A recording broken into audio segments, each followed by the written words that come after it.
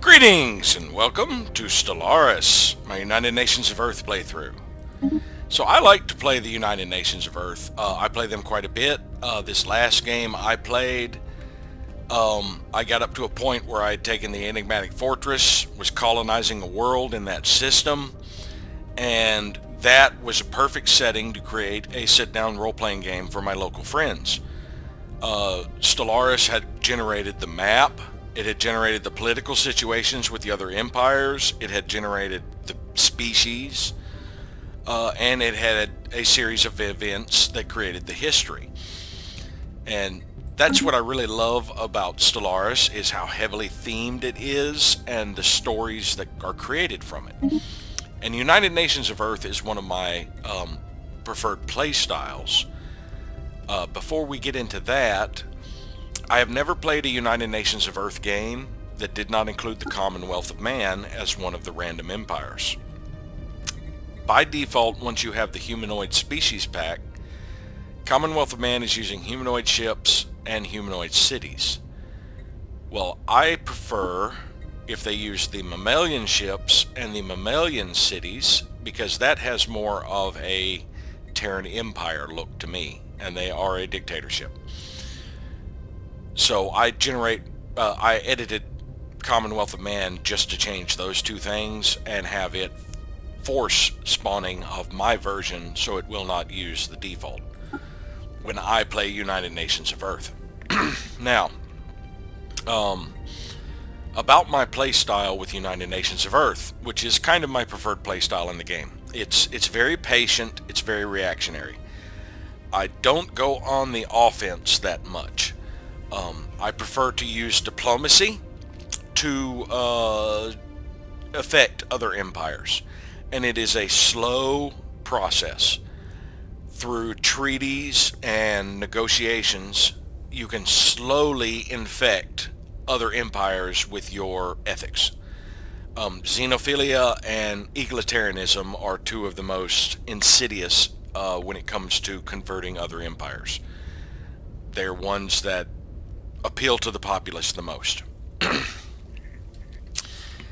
So I prefer, if I can, to slowly adjust the empires around me over time.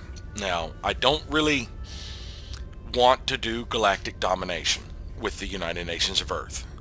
What I am more interested in is improving the galactic community, forming alliances and federations, and trying my best through diplomacy to get other empires to embrace democracy and be more xenophilic. I'm against tyranny and slavery and xenophobia. I tend to be very exploration and science heavy. I like doing a lot of exploration, driving my science up, basically trying my best to be a shining beacon for the other, or shining example for the other empires to follow. I want them to keep pace with me so that the galactic community is vibrant and can handle any crises that pop up. I'm not interested in basically owning the entire galaxy. As I said, I'm not into the galactic domination. I'm okay with them being sovereign as long as they aren't tyrants or slavers. I am not above resorting to war to do things, especially if I feel backed into a corner or I feel it's the only way necessary. And I don't come in with a particular ascension path planned out. Mostly my ascension perks as United Nations of Earth are thematic and affected by what happens in the game. The only ones that I really tend to be drawn toward are ones like Galactic Contender or Defender of the Galaxy, because I do see myself as kind of one of the ones pushing the protection of the galaxy, and Monument Builders, because I do like using the megastructures. I think humans are monument builders, and you know, they're the ones who like to leave impressive structures for others to find. Now, the United Nations of Earth has Dolores Mawanga as the default president. She has random traits every time you enter the game. So every game you generate, she'll be a little bit different. We're a representative democracy. We hold an election every 10 years to select a new ruler. The government is a representative democracy where citizens vote on officials who are elected to represent them. Now, I do have issues with the way they implemented the democratic elections in game. I'll get into that when we get into the game. The benefits of a democracy is it gives you an automatic resettlement chance of plus 50%. The way that works, if you have an unemployed population on a world and there are other worlds with jobs, there is a chance that they will resettle on their own. The only other way to move pops is by forced resettlement, where you basically spend unity and energy credits to say, hey, you move over here. Well, I don't make use of that because in a democracy you're generally going to be an egalitarian. Egalitarian factions do not like forced settlement being allowed. Now, our two starting civics are Beacon of Liberty. This society is a shining beacon of light in a sea of darkness. Liberty and individual freedoms are held in the highest regard here. This boosts our monthly unity and reduces our effective empire size from population. We have Idealistic Foundation. This society was founded on strong idealistic values. Whether the current government remains true to them or not, the people have not forgotten. This boosts our happiness of our population. Now, with an organic empire, happiness is very important. The bigger your happiness, the more stability your planets have. The more stability they have, the more their resource output is boosted. So yeah, you really want to keep your organic populations happy because that really helps you maintain control over your empire. Our ethics are xenophile. There exists in all of us a deep-seated fascination for the unknown, an adventurous spirit that rejects the familiar and glories in the unfamiliar, whatever or whomever it may be. This boosts our trade value, but it also gives us another available envoy right at the start. Envoys are very important to me when I play United Nations of Earth. It's how I initiate first contact. It's how I do diplomacy. It's how I do espionage. So I like as many envoys as I can get my hands on. This also increases our opinion of other species. Now that is still important because when it's determining your overall relations, it adds together your opinion of them and their opinion of you. And the combined value is the overall relations. So even though I'm technically a human player and I decide how I feel about somebody, the mechanics of how my empire feels about them matters. It prevents us from saying no refugees can come to our empire. It also prevents us from enslaving an entire species or displacing aliens, which is fine by me. We are also fanatic egalitarians. Beware always those who would be despots, under the false presumption that their desires and agendas are somehow more imperative than those of their fellows. A society that does not see to the needs and rights of all of its members is not a society. It is a crime. This boosts our faction unity game and boosts our specialist pop resource output. Now the specialist pops are your researchers, your bureaucrats, your artisans, and your metallurgists. So that's where all your unity and your research, or the majority of your unity, and your research and your consumer goods and alloys come from. It makes us have to have the democratic form of government. It also allows us to have access to the utopian living standards, which I tend to like to use by about mid-game. You have to have a real good, strong economy of consumer goods to do it if you have a large population. But the benefits are great. Now, humans are adaptive. This species is highly adaptive when it comes to foreign environments. So we have bonus habitability on all worlds. That's really useful because I prefer not to terraform if I can avoid it. Terraforming is an expensive and slow process and it also will remove some planetary modifiers. I would rather have another species in my empire that is better at inhabiting a world before I mess with it. To me, terraforming a habitable world into another type is a last resort. We're also nomadic. This species has a nomadic past, and its members often think nothing of relocating to another world. That boosts our pop growth from immigration and reduces the forced resettlement cost, which I will not be making use of because I will have forced resettlement off for the entire game. We are wasteful. Members of this species seemingly have no concept of frugality and are prone to useless consumption. That increases how much consumer goods our population needs. I like to get rid of that trait as soon as I can re-engineer the human species, but I can be considered wasteful. There are times when I really want something. I'm not above spending excessively to get it. I'm not above having people waste their time, you know, like building a surplus of food that I don't really need and can't really offload to other empires or anything. Hanging on to ships or buildings or modules or things that are serving absolutely no purpose and just costing me money every round. Yeah, I'm known to be a little bit wasteful. We are a prosperous unification. Through its strife and triumphs, this society has reached every young civilization's ambition, a home world with unified goals, and a path open to the stars. Now this gives us 4 additional pops and 2 additional districts at the start of the game. In addition, our homeworld will have a 20-year buff to amenities, happiness, and resource output from jobs. So this is a really powerful start. Prosperous Unification is one of the more powerful origins, and as you saw in a previous video, it also appears to be the most prevalent. Most empires we run in, most of the default empires use this origin. A lot of the empires we will run into will be using this origin. Now these little blurbs here are only visible on this screen. Once we get into the game, you can't see these.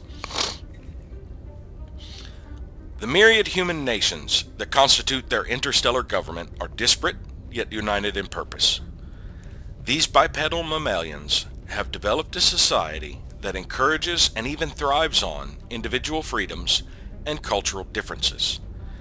As a result, humans tend to integrate well with alien populations. Despite this, they have strong martial traditions produced by millennia of intermittent warfare on their homeworld. And their sometimes aggressive and unpredictable nature should not be underestimated. So we're going to edit these to change our city appearance to mammalian. I will keep the humanoid ships. They do have a bit of a Federation look. And before we finally jump in, I want to discuss a little bit about the habitable world types. So there are 9 basic habitable world types. You have 3 dry worlds, the desert, the arid, and the savanna. 3 frozen world types, the Arctic, the alpine, and the tundra. And 3 wet world types, the ocean, the tropical, and the continental. Now Earth is a continental world. Rocky world with a nitrogen-oxygen atmosphere, active and stable hydrosphere. Great land masses are separated by oceans with large climate variations depending on latitude and precipitation. Now, within the first 10 years of the game, the Habitable World Survey will appear. After it appears, you have to scan 8 habitable worlds. Any you have scanned before won't credit, so you have to, it's only the ones you scan after it starts. After you complete that, there is a follow-up quest.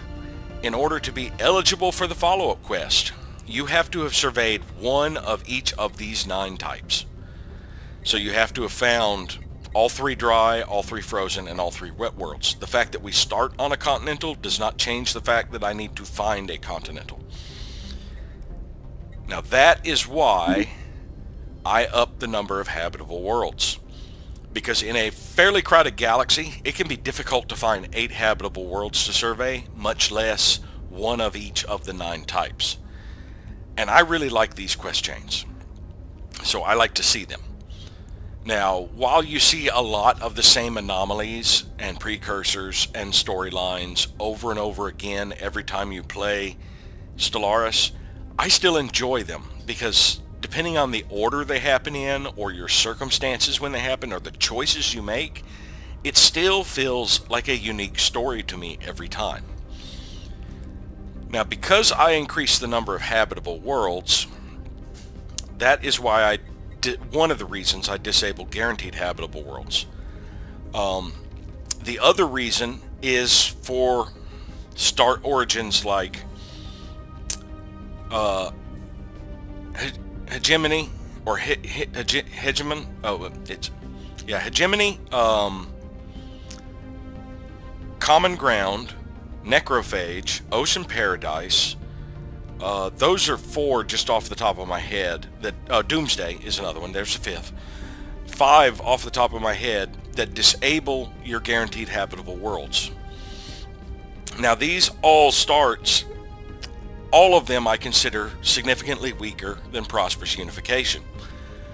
Prosperous Unification is a very powerful economic start. The fact that you'll also have 2 guaranteed colonies with guaranteed habitable worlds on makes it extremely strong, and most of the time Prosperous Unifications will be the most flourishing empires, and the other origins will kind of fall behind. Because of that, I disabled guaranteed habitable worlds. Now, as Earth, there are 4 systems that start near Earth. They'll be in a cluster near themselves, usually fairly close to Earth though. You have Procyon, Barnard Star, Sirius, and Alpha Centauri. If you have your default 2 guaranteed habitable worlds, it'll be Sirius and Alpha Centauri. If I have guaranteed habitable worlds off, Sirius and Alpha Centauri are still my 2 best choices to find colonizable worlds, because they're fairly planet heavy. Also, Alpha Centauri has a guaranteed anomaly worth Unity on Proxima Centauri B. So I like to find those 4 systems pretty quickly and survey them.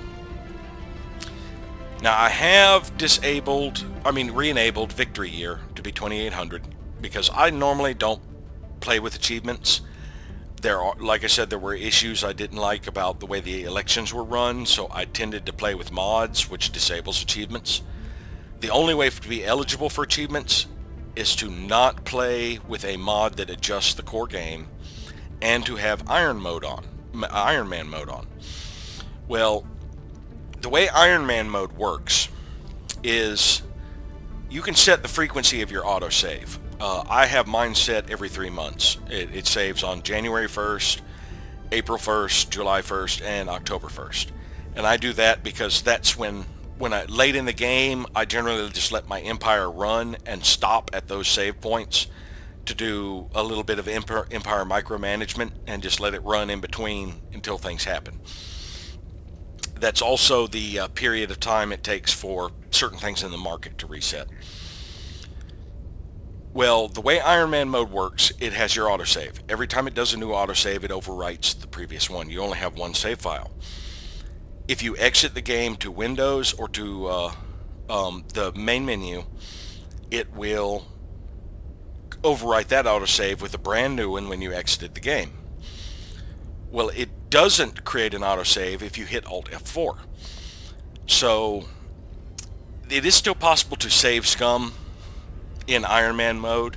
It is still possible to, well, even without that, it is possible to back up your save file manually out of the game, and if something happens you don't like, reload a previous save by copying that file back over. So the fact that they disable achievements for anything but Iron Man mode really doesn't get away from the fact that people who really want to manipulate an outcome can. So that's just a heads up about Iron Man mode. It can be frustrating, but especially for somebody like me who likes to step away or take frequent smoke breaks. When I'm trying to do a recording, if I step back and I have forgotten to either start recording or unmute my mic, hell, I could play for a year before I notice that. So hopefully that won't happen, but that's something I'm going to have to get better at.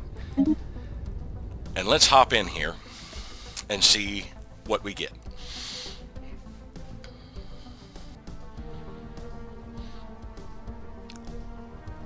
Much has happened since modern humans first emerged in Africa some 200,000 years ago. Our kind spread rapidly across most of the globe, and soon the first civilizations took form.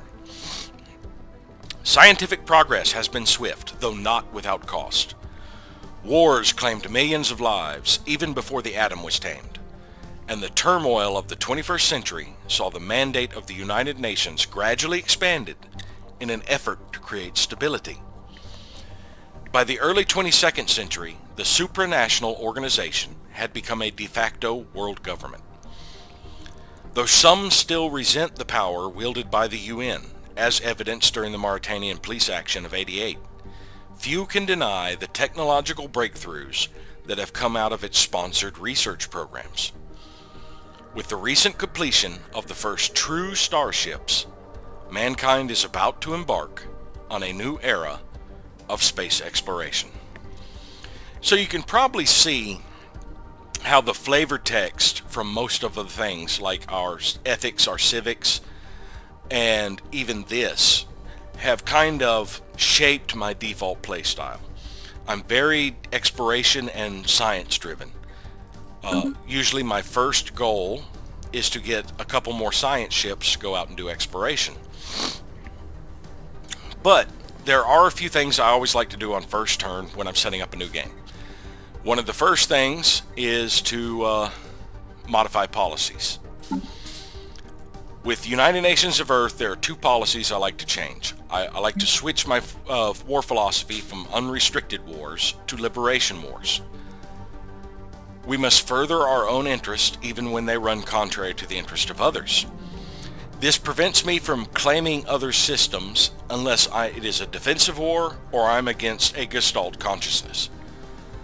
But it unlocks the ideology casus belli so that any empire with different ethics than mine I can declare an ideological war on. If I win that war, it forces them to convert to my ethics. So this is how I overthrow oppressive regimes. I declare an ideological war and convert them to fanatic egalitarian xenophiles. And it is a last resort for me. I'm more defensive, but I do like the option to do ideological wars. Sometimes it is the only way. Now the other thing I want to change is my orbital bombardment stance. I do not like indiscriminate. I want selective. This allows only the bombardment of identified military targets while keeping civilian casualties to a minimum. So I am not interested in wiping out an entire species. You know, I'm at war with oppressive regimes, not their people. So I want a selective orbital bombardment stance as the only option I have. Now I want to look at my leader's traits. She has industrialist, she has a firm grip on the means of production, which gives us more monthly minerals, and she is a fertility preacher. She feels strongly about securing and protecting agrarian food sources. So we get more food from jobs and a faster pop growth speed. Now, part of the meta is that farmers are useless. It's a waste of a population. You are better off having a person who would be working as a farmer instead being working as a technician, because surplus food does not sell for as much as you could get just having the person working as a technician directly. There's not really much point to have surplus food, honestly. It doesn't benefit you to have a surplus. There's not really a lot you have to spend it on. You use it to make colony ships, and pretty much that's about it. It supports your empire, but you can do that through star bases. If you build star bases and habitats and use hydroponics bays and hydroponics farms, you can support an empire without wasting population usually. Well, no, the hydroponics farms still create farmers. I don't know what I was thinking on that. It's the hydroponics bays and star bases. Don't use a population, they just use a building slot. And a lot of times you'll have some spare building slots in your star bases. But I actually prefer to make use of farmers. They're not the most efficient ways to feed your empire, but they, in my opinion, well, they're not the most efficient use of a population, but in my opinion, they are a fairly good way to feed your empire. And I don't mind surplus food. I like a strong, booming economy. Now, every Democratic president has a mandate, and our mandate is energy economics. By the end of her term, in 10 years, we need to have at least plus 20 a month in energy credits. Now, right now, if her term ends, we'd win because we've got plus 78. But this is one of those you have to wait until the end of the term to get the mandate fulfilled. And we just have to make sure by the end of her term, we're running at least a plus 20 per month surplus. That shouldn't be too difficult. Let's see, other than that, we need to set our research. But before we do that, I want to check our leaders. So, I like to try and pronounce these names, but I am a native speaker of American English, which is slightly different than British English. And I'm also a Southerner, which means I have a little bit of a drawl, if you haven't been able to notice. So I may not get some of these pronunciations correct. I do try, and a lot of times I will look up pronunciations online to try and help me out. But I try, and if I mispronounce something from your native language or culture, I apologize, unless that language is Welsh, because I just have the hardest time trying not to choke on my tongue, trying to figure out how to pronounce a word that does not have any damn vowels in it. So, but hopefully we won't run into any Welsh words here. So our governor of Earth is Leonid Komarov, and he is eager. He's particularly eager for an assignment. So all that really does is reduce his upkeep and the initial cost of purchasing him. Well, I already got him free, but basically he's going to be cheaper to maintain. And he is governing Earth. Okay, before we go on with these, let me go to the planets and sectors. They always name the sector that is created after the planet that is its capital. I prefer it to be named after the system it is in. So we are going to change this from the Earth sector to the Sol sector. Now, our scientist, we start with 4.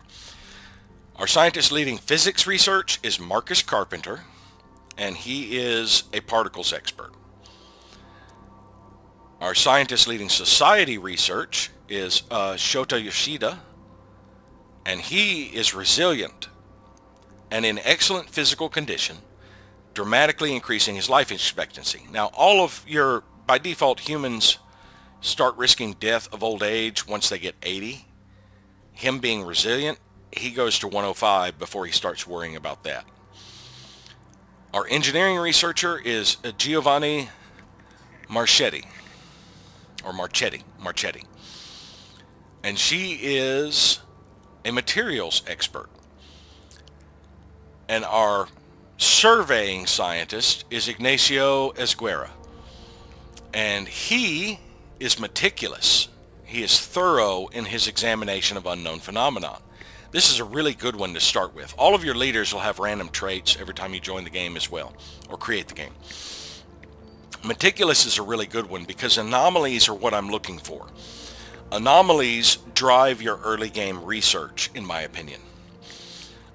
Because you can find an anomaly that after you finish studying it can give you enough research to in a particular field to drop the time required to research it in half.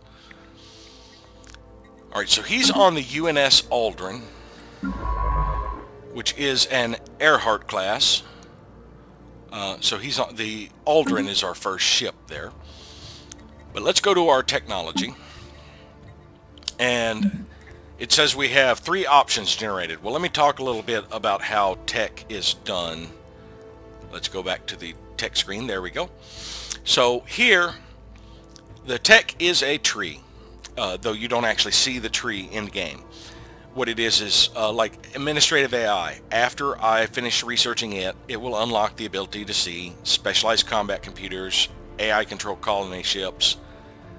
If I'm not a Gestalt consciousness, I can see market analysis algorithms, and then there's self-evolving logic. Now, the way it works is there are tiers of tech. Starting out, you can only see tier 1s. After you have researched 6 tier 1s in a field, you can see tier 2s in that field. And then you have to research 6 tier 2s to see tier 3s, and on till you get to tier 5. So out of all the available tier 1s that we can see, it will generate 3 options for us. After we research a tech, it could unlock more options, like researching administrative AI will add these 2 tier 1s to the list of tier 1s we can see. So it could end up bloating the list a little bit, while others, like automated exploration protocols, doesn't add anything when you're done with it, so it narrows down the list. So if you're looking to tech rush something like mega engineering, there are guides out there that tell you how to go about doing it.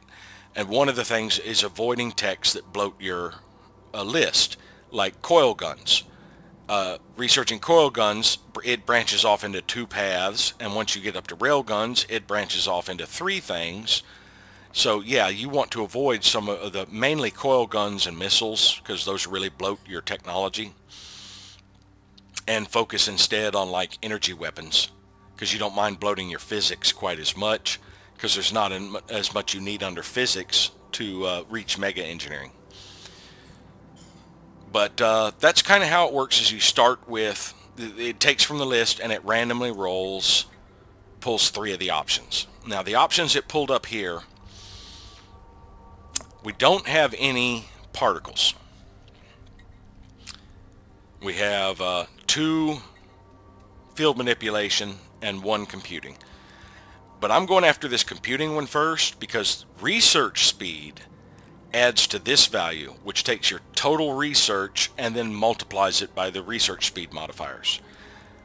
Yeah, it says there, research speed represents how effectively the Empire's scientific output is applied, increasing or reducing the rate at which technologies are unlocked. The value is mainly decided by the competence of the assigned scientist, but other factors may also apply. Every level of the scientist is +2 to your research progress. Now this will affect all 3 of these techs. They'll all get a +5.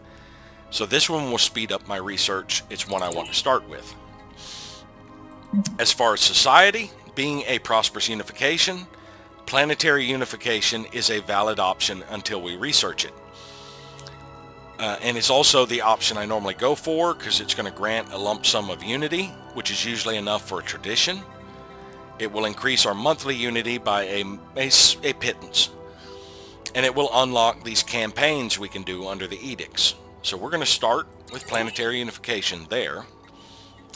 As for engineering, I did not get the research option I wanted. The one I would prefer to see is powered exoskeletons, because that leads into robotics. And I like using robots, especially early in the game, because it helps boost a colony's growth rate. You have biological pops growing, and then you're also assembling robotic pops, so you have 2 different pops growing or gaining progress at the same time. And it really supplements an organic species effectiveness, especially since robots are unaffected by habitability. And since they are not currently sentient, I can resettle them with nobody complaining.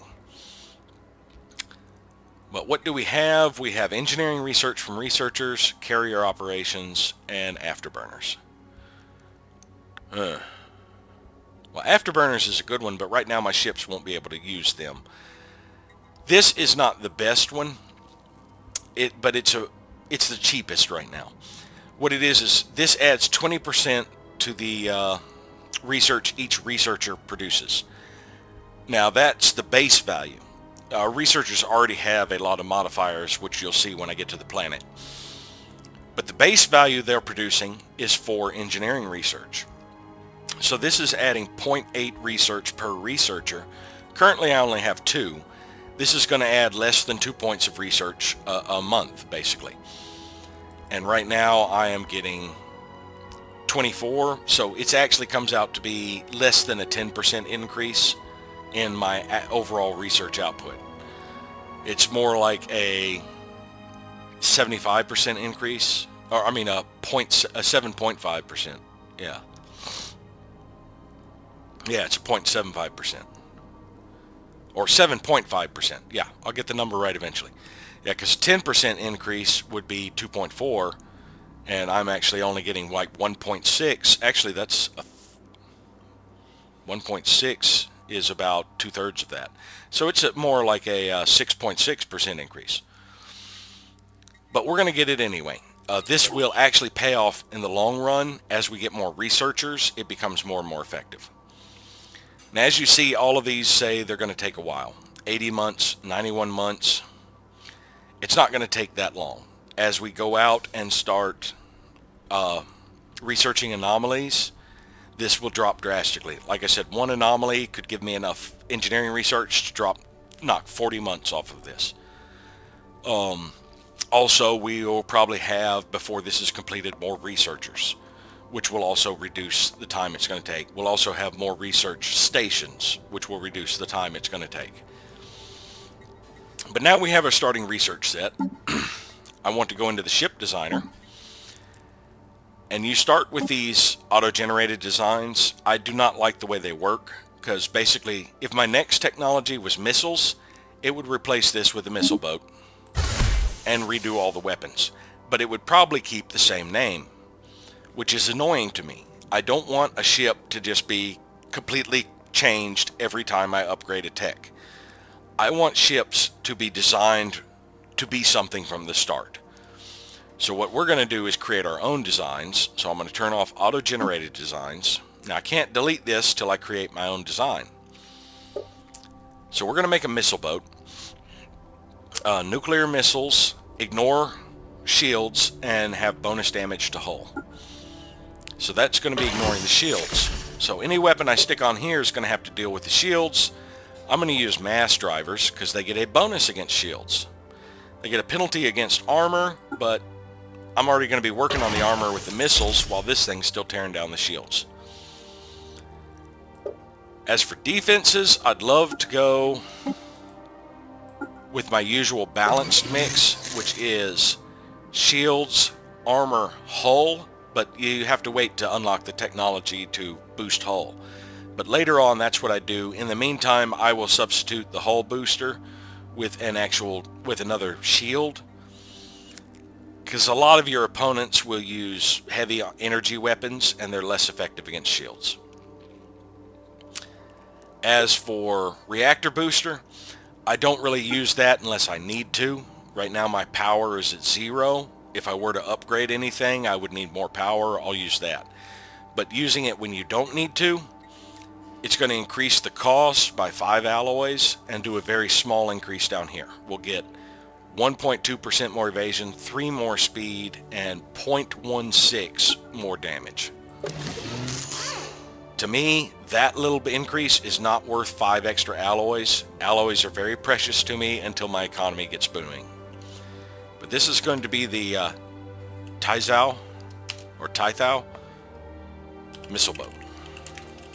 Because I like to include something in the design name that tells me what this ship is designed to be. That way I have a quick idea when I'm in the fleet manager of knowing what ship I'm adding, what role it's going to be, all of that. I'm also going to design a picket ship. Now, part of the meta says the best defense is a good offense.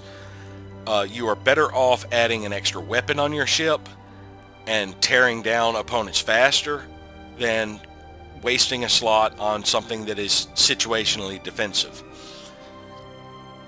Technically that is correct, but it is still situational as well. For example, early in the game, you're going to be, if you get into territorial wars or wars in general, you're going to be trying to conquer enemy's territory that is protected only by an outpost. An outpost only has a single missile launcher. Well, 6 to 8 picket ships completely neutralize a missile launcher. So with 6 to 8 picket ships in a fleet, you can take outpost after outpost after outpost and have no damage on your ships. You will be completely shooting down every single missile they shoot at you. So that means you don't have to stop and repair, and you're at full strength when you actually run into actual resistance. Now yes, if this picket ship goes up against, say, a bunch of interceptors that aren't using missiles, that picket attack is not really going to do awfully much. It is still going to be shooting at the other ship and doing a little bit of damage, but it would not be as effective as, say, having another mass driver or a red laser on it. Speaking of which, I'm going to go ahead and outfit. I like to mix this up and have one mass driver and one red laser so they balance out each other's weakness. When I'm dealing with the shields, the bonus damage from this makes up for the loss of damage from this, and vice versa when I'm dealing with armor. But now pickets are broken into 2 categories. You have the Sentinel, which does a little bit more damage and is anti-missile. And you have the Flak Battery, which has higher tracking and is anti-strike craft. So since I'm making this to help me with outposts, it's going to be anti-missile. These are here to nullify a missile launcher. Go with my regular defensive loadout. And random name, this is the Krabby Picket. Not Peocket, Picket. Learn to type. Alright, and let's go ahead and design an interceptor, even though I don't use them too awfully much early in the game. I generally rely fairly heavily on missile boats. And we'll do 2 mass drivers and 1 red laser on it. And this will be the Ulan, or Yulin, interceptor. And now that I've got my designs, I can delete their pre-generated auto design. Now I also have to design a defense platform to get rid of their auto design. I'm just going to design a hangar one. And we're going to do mainly deflectors, but I am going to do a little bit of armor on these. And I hit the wrong slot, damn it. I like to put them in the middle, like that. Now strike craft ignore shields and do bonus damage to armor. And when it comes to defense platforms, this is Farpoint Hangar. Those are what I mainly use, because if I'm putting down a defensive platform, it's an investment. Each of these ships, about 100 alloys. This thing is 250. So I could have 5 Corvettes for the price of 2 defense platforms. And defense platforms are not mobile. When I buy them, they're stuck there.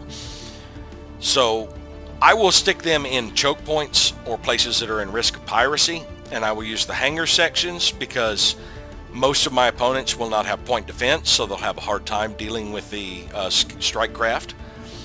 The strike craft will ignore their shields and immediately do damage to armor, which means I am doing some damage right off the bat with that and the missiles from the outpost of making them hurt for taking that sector. Even if it's a small, it will wear on them as they go through. When dealing with piracy, a couple of hangar sections can usually delay pirates enough for me to get a fleet over there before they blow up most of my damn mining and research stations in the sector. Alright, so we've got those set up. Now, you start with 4 hotkeys down here. Now, in order to set a hotkey, you just hold down Control and hit a number. It'll assign that to the hotkey. You can right-click on them to remove them. You can have the same thing assigned to multiple hotkeys. But you start with your capital, your fleet, your science vessel, and your constructor as hotkeys. Well, starting with the capital here, here's that bonus I was talking about. It's going to last 20 years. Since Unification Day, the economy has been booming. We get 15% more happiness, 25% more amenities, 10% more resources from jobs. Now, boosting our amenities boost our people's happiness. That also boosted happiness, and our happiness is what boosts our stability by the most. And our stability boosts our resources from jobs, our trade value, and our immigration pool. You want to keep a high stability. The Empire capital also is boosting stability, amenities, resources from jobs. Governing ethics attraction, which for me is egalitarian and xenophile, and your automatic resettlement destination chance. More people want to come to Earth than to a colony. The capital planet of an interstellar empire is a vast complex of government buildings, bureaus, and agency headquarters. Now, starting out, if we want to add more districts, we need a chunk of minerals. If we want to add more buildings, we need a chunk of minerals. If we want to remove some of these blockers, we need a lot of energy credits. So there's not too awfully much we can do starting out on Earth.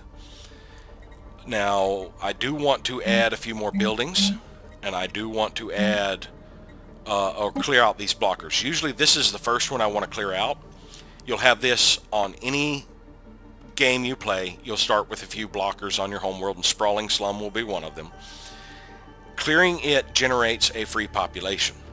So I will get another person filling another job. Now it says this region is covered by vast shanty towns and slums filled with the poor and the outcast.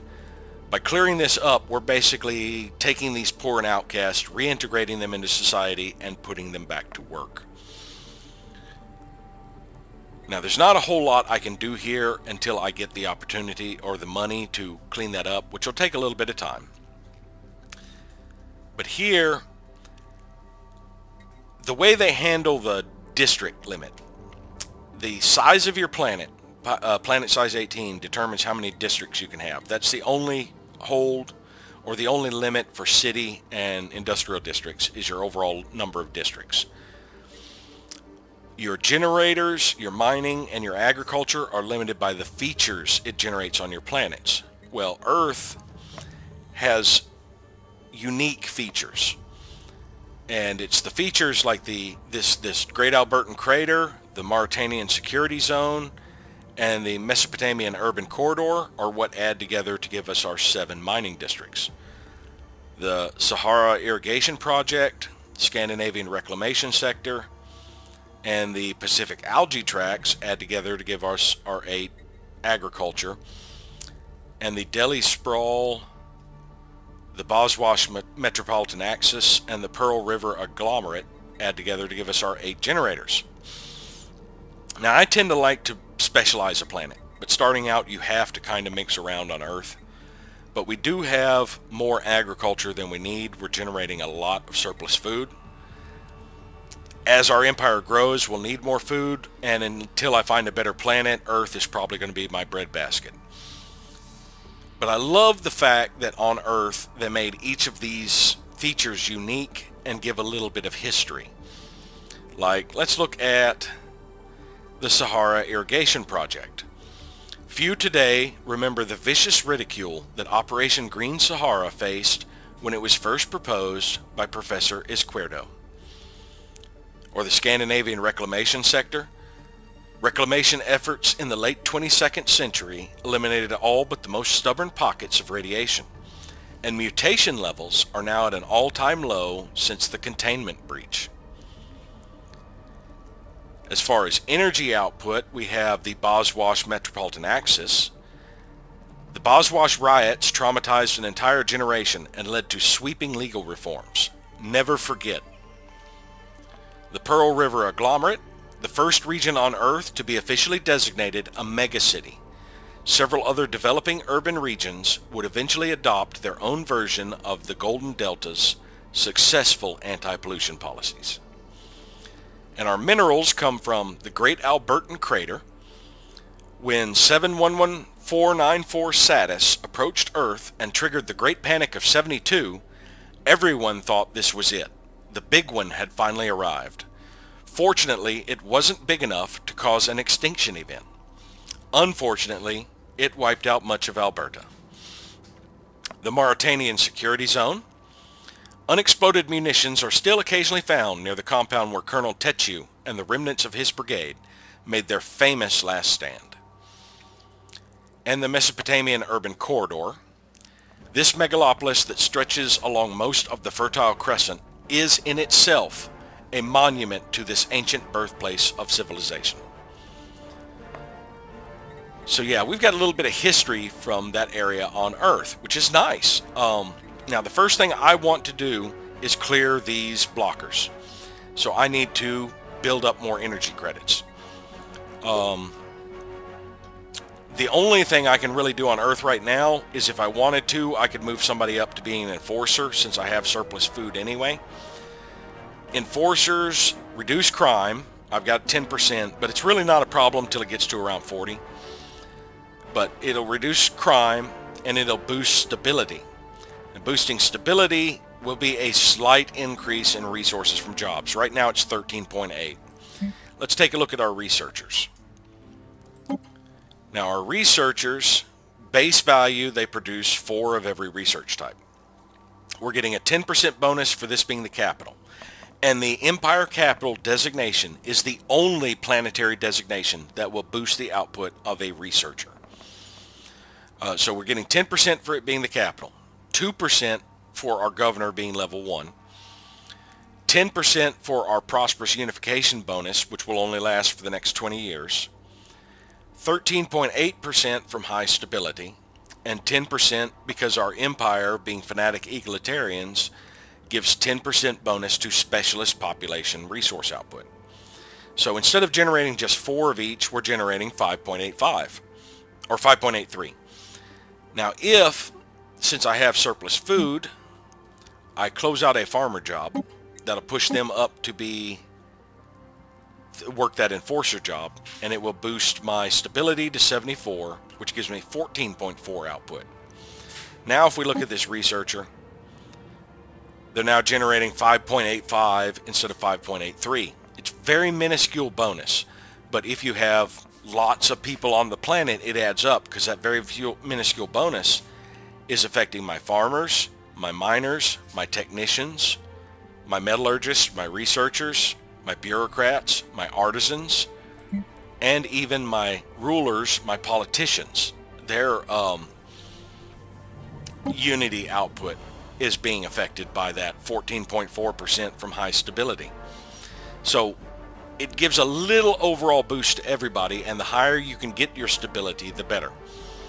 I believe I've seen it cap out at like 21% bonus from jobs, so another 7% is about all we're going to get by keeping it pretty much maxed out. But yeah, I actually like keeping the crime down and the stability high, even if it means giving up a farmer, but I was getting surplus food anyway. All I was going to do was end up selling that for energy credits. Rather than just getting that bulk amount of energy credits, I would rather get a slight increase in everything, especially research.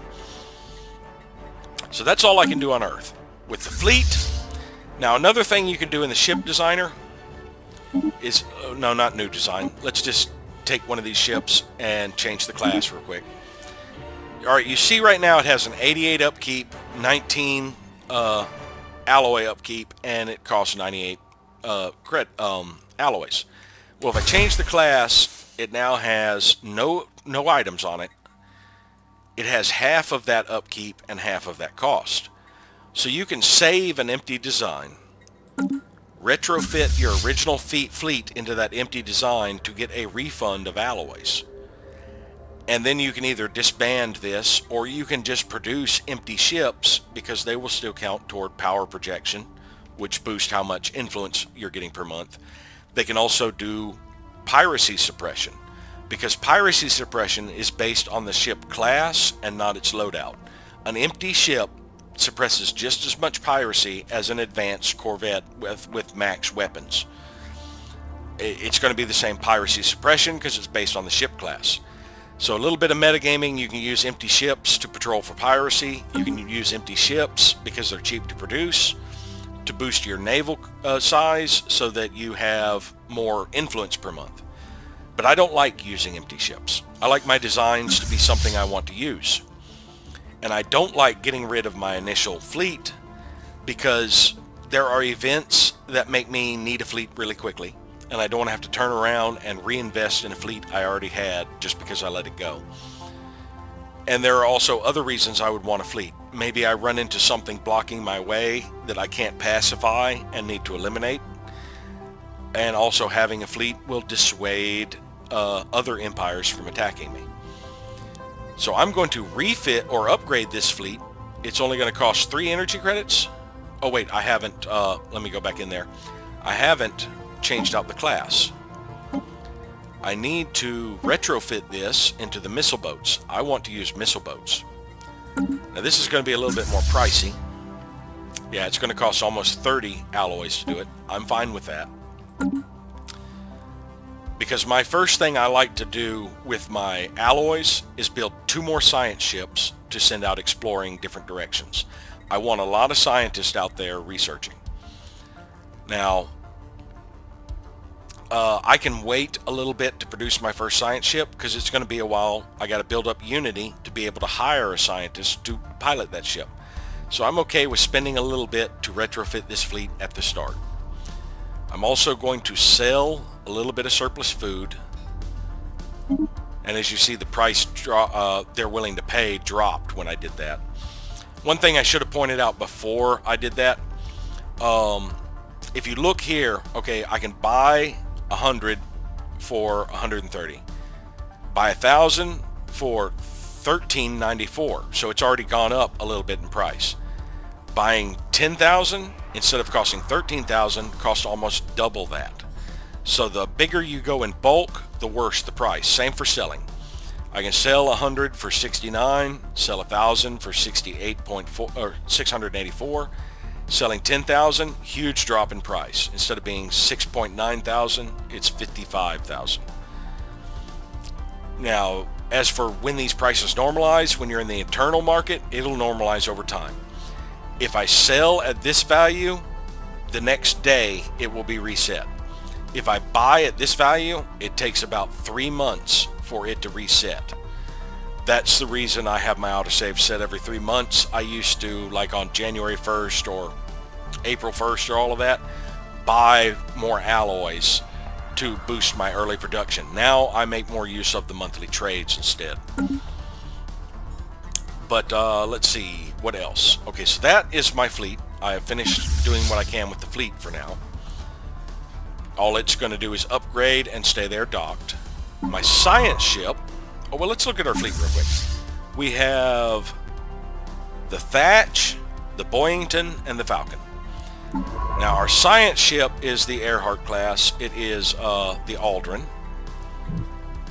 Alright, there's Alpha Centauri, and it actually does not have a planet in it. There is Azeroth, so Alpha Centauri is here. Nomolan is here. No planet in that. So we haven't seen a habitable planet world yet. But if Alpha Centauri is here, the others should be adjacent to it. One of these is probably Procyon. Well, that's a neutron star. That's binaries. Okay, that's probably Sirius. That's a red giant, and that's a red giant. So that one's probably Sirius. Procyon and Bernard Star are around here somewhere. They'll all be clustered fairly well together. But we are going to send our science ship out to do Alpha Centauri. And it looks like the first place we're going to hit is Proxima Centauri B. Proxima Centauri B is the one with the guaranteed anomaly I was telling you about. So when I finish it, I will get a boost of Unity. But that's what, when I get 2 more science ships, I'm going to send one this direction and the other one this direction and just spread out looking around my empire.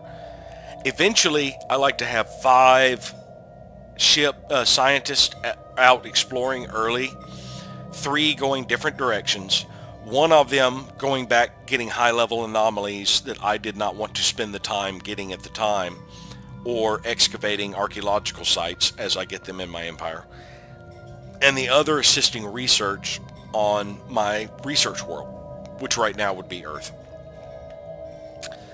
Now the last hotkey we have here is our constructor ship. It is a Pacific class, and it is the Mississippi. Now we have 3 deposits in Earth that we do not have mining stations over.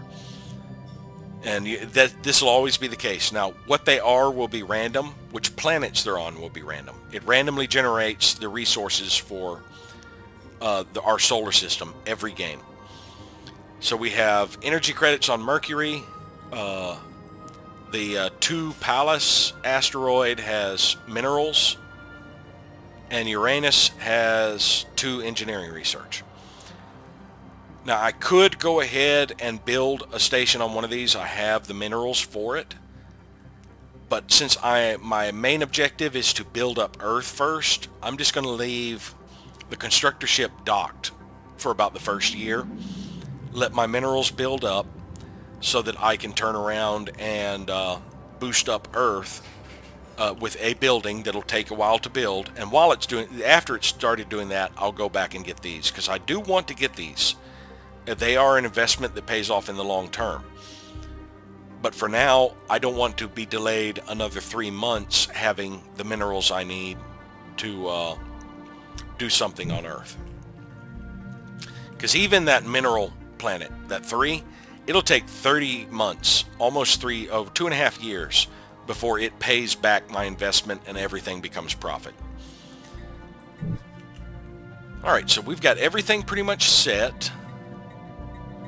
Last thing to check is the victory tab. Oh, I'm actually listed as rank 10. That is unusual. Usually, every AI will be ranked above me, because they start out with bonuses right off the bat. But I guess I have to let the game progress before that happens. Before their bonuses actually kick in. But yeah, either that or we've got a lot that are not Prosperous Unification, surprisingly. But there are at least 9 empires that started out better than me right here at the start of the game. We have up to 5 fallen empires and up to 6 advanced starts. And those are probably the ones that are right above me right at the start. As we let the game progress, when I check back here, we'll see, like next year, what ranking we've dropped down to. So one last thing to mention is you get all of these values at the start of the month, the first of the month, after which your research is actually applied to your research projects on the 2nd day of the month. So we'll progress to the 2nd day of the month. And you see all of those drop down 1 month. Because it is the 2nd day of the month where you apply your research, but the 1st day of the month where you get all your values. And also, since we let it progress a day, you can see now the value has returned to 70 from me having sold. It progresses in 1 day if I do it again. Tomorrow, on the 3rd, it has reset. So that's the reason I prefer selling at the smallest quantity. Even if I have to sell like 1,000, I'll just click that 10 days in a row and get slightly more energy credits. But yeah, I've gotten almost completely gotten rid of all of our monthly food. That's fine. I'm producing a lot right now. It will build back up. But at this point, I'm just going to be waiting until something happens. One more, yeah, I'll wait to show you that. I'm just going to be waiting until something happens and reacting to it until well, next month I should be able to queue up removing the sprawling slums, and then I think in about March or April I will be able to start building my first science ship. Now, one drawback to me wanting to get scientists early on is that it's going to delay my first tradition, which I'm okay with. I'd rather have multiple scientists going out than start with a tradition just a little bit faster. But before we progress further forward, I am going to grab a smoke break because I've been talking for a while, and I will edit that out and see you all shortly. And I'm back. So we will progress here, and I like to run on slow so that each day lasts about a second. When it comes to combat, they do combat in real time, so it looks like it takes days for you to fire your weapons. It's a little bit of suspension disbelief you have to deal with for the mechanics of the game, but I can work with it. Now, I have enough money to start the project on Earth, so we are going to start cleaning up these sprawling slums and get these people working back in a farmer job. It'll take 4 months. So, we've got that started, cleaning up those sprawling slums. And now, in about 2 more months, we will be able to start producing an additional science ship. And as soon as it is produced, we should have enough unity to... Ship upgrades applied. To hire a scientist to work on it. I mean, to outfit it. Now, one more thing I want to mention is your starbase. Your starting starbase... starport has a missile launcher and 2 medium mass drivers, and for modules it has a single shipyard, a trade hub, and a crew quarters. All of these cost an energy credit to maintain. The crew quarters reduces the upkeep of docked ships. Well, currently I have the constructor ship docked, so instead of costing me 1 energy credit, it's costing me 0.75. And my 3 ships here. So instead of costing me 0.9 upkeep, they're costing me 0.67. So all of these 3 together saves me an energy credit, and this saves me 0.25. So right now the crew quarters is actually beneficial. If I move my ships away from here, I'm paying maintenance for crew quarters I'm not using. The trade hub, all it does is improve your collection range by 1 for trade value in a system. Now, I don't currently own additional systems, so for the start of the game, that trade hub is costing me 1 upkeep and giving me no benefit. So I want to see if none of these 3 systems have trade value in it, that trade hub is useless, and I can swap it out for another shipyard when I get the alloys. Alright, our science ship is finally about there. It just warped to Alpha Centauri and is about to begin his surveys.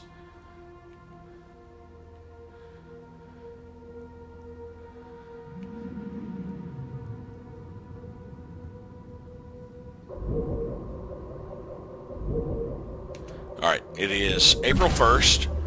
We can begin construction of a new science ship. It'll take 2 months for it to come out, and hopefully I should have the Unity when it is done.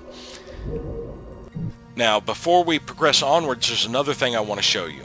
Right now, if we go to Earth, we have a 40.21 trade value. If we look up here, that 40.21 is being converted on a 1-for-1 basis for energy credits. So we're getting 78 energy credits a month. Now, if I exit to menu, it'll basically resave the game right here, and then load the game. When you first load into the game, it doesn't bother to recalculate your trade value.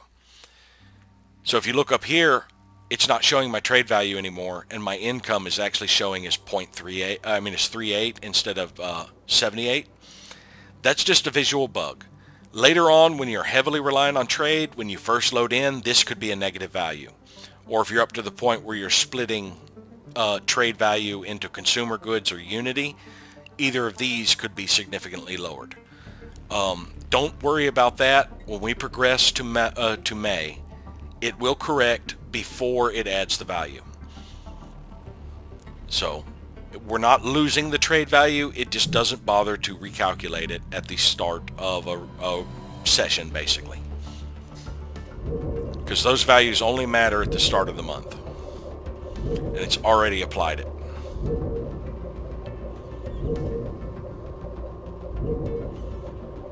Anomalous readings registered. Yeah, you see it's already corrected the trade value, and I went up. Proxima Centauri B's peculiar orbit around its red dwarf star renders the planet tidally locked and potentially worthy of investigation, of further investigation.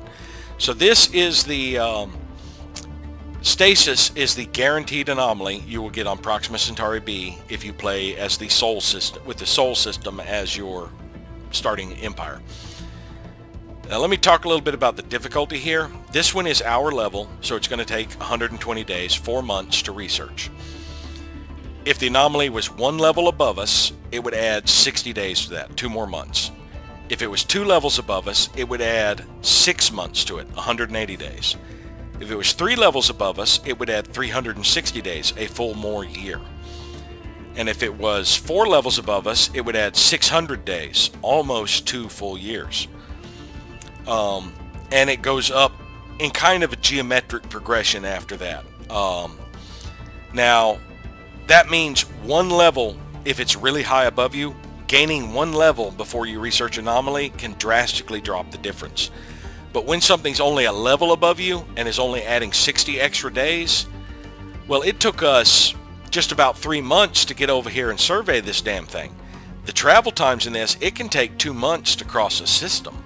So it can take, moving away from Anomaly and then coming back to it could make up the 60 days you would lose not doing an Anomaly that's just 1 level above you. So as long as it's no more than 1 level above me, I tend to research it. If it's in an out-of-the-way place I'm not going to bring a higher level scientist to, I might research a higher level one without moving away from it. But this one we're going to research. It's going to take 4 months. And we just about have enough energy credits to queue up the next, clearing out the next feature here on Earth.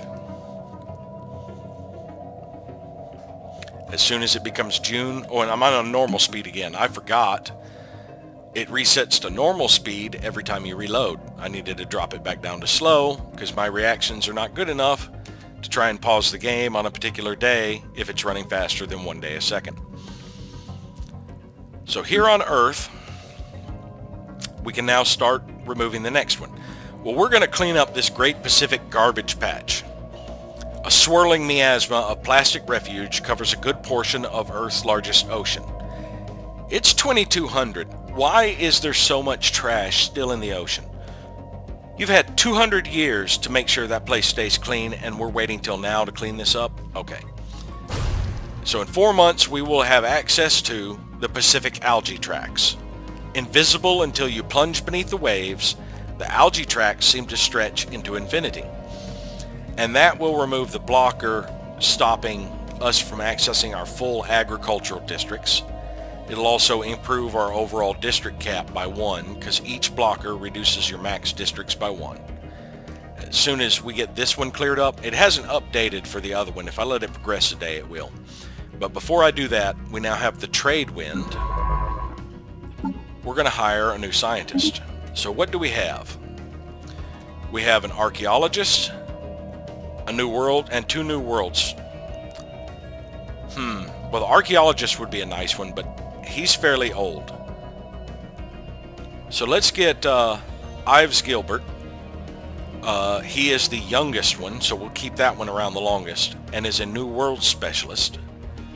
So we'll put Mr. Gilbert in this ship, the Trade Winds, and send him...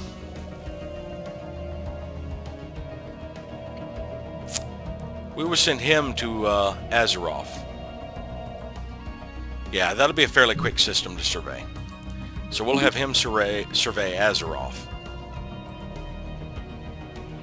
And after he surveys Azeroth, we're actually going to have him survey that system and then that system. Because we're looking for nearby habitable worlds, so we can get another colony pretty quickly. As a matter of fact, after you finish Alpha Centauri, you can hold down Shift to add orders to your queue. We're going to survey that system and then go here. Because I like to catch the... I don't like... If I just keep pushing out looking for choke points, I'm not going to be able to push to those choke points in every direction with my constructor that quickly. I like to see if I'm bypassing something worthwhile first. But now that we've got all that set, we can go back to letting it progress. And if we look at Earth, Yeah, it's already, now that we've moved off and back on, it's already cleared up that extra blocker. We've got our full population, so we actually don't have any spare jobs. But when you don't have a source of migration, there's no reason to overbuild. It's not helping your growth or anything. You're just spending resources on maintaining a district you're not using or building. Now, what I want to do here on Earth, my agenda or mandate was energy economics. I'm a fertility preacher and an industrialist. What I want to do here on Earth, since I'm getting so much surplus food, one of the first things I want to do is boost my mineral output and then get more industrial districts. I'm also starting to get low on amenities. So I need a holo theater as my next building. And I also want to add either research labs or administrative offices. Now, as I said, Empire Capital is the only planetary modifier that will boost the output of researchers. So it's a good idea to make your capital, at least starting out, your research facility. I tend to make it administrative because it just makes more sense to me for the capital to be the seat of administration. So even though it's better as a research facility, I tend to make it administrative. Also, since I'm generally spending a lot of Unity early on hiring scientists, that helps compensate for it, but it does mean I'm not researching quite as fast. But I love the graphics and the music in this game. And the music can sometimes get pretty loud, even though my music volume is really damn low. I've had some times where the music will crescendo up and it's almost deafening while I'm trying to talk.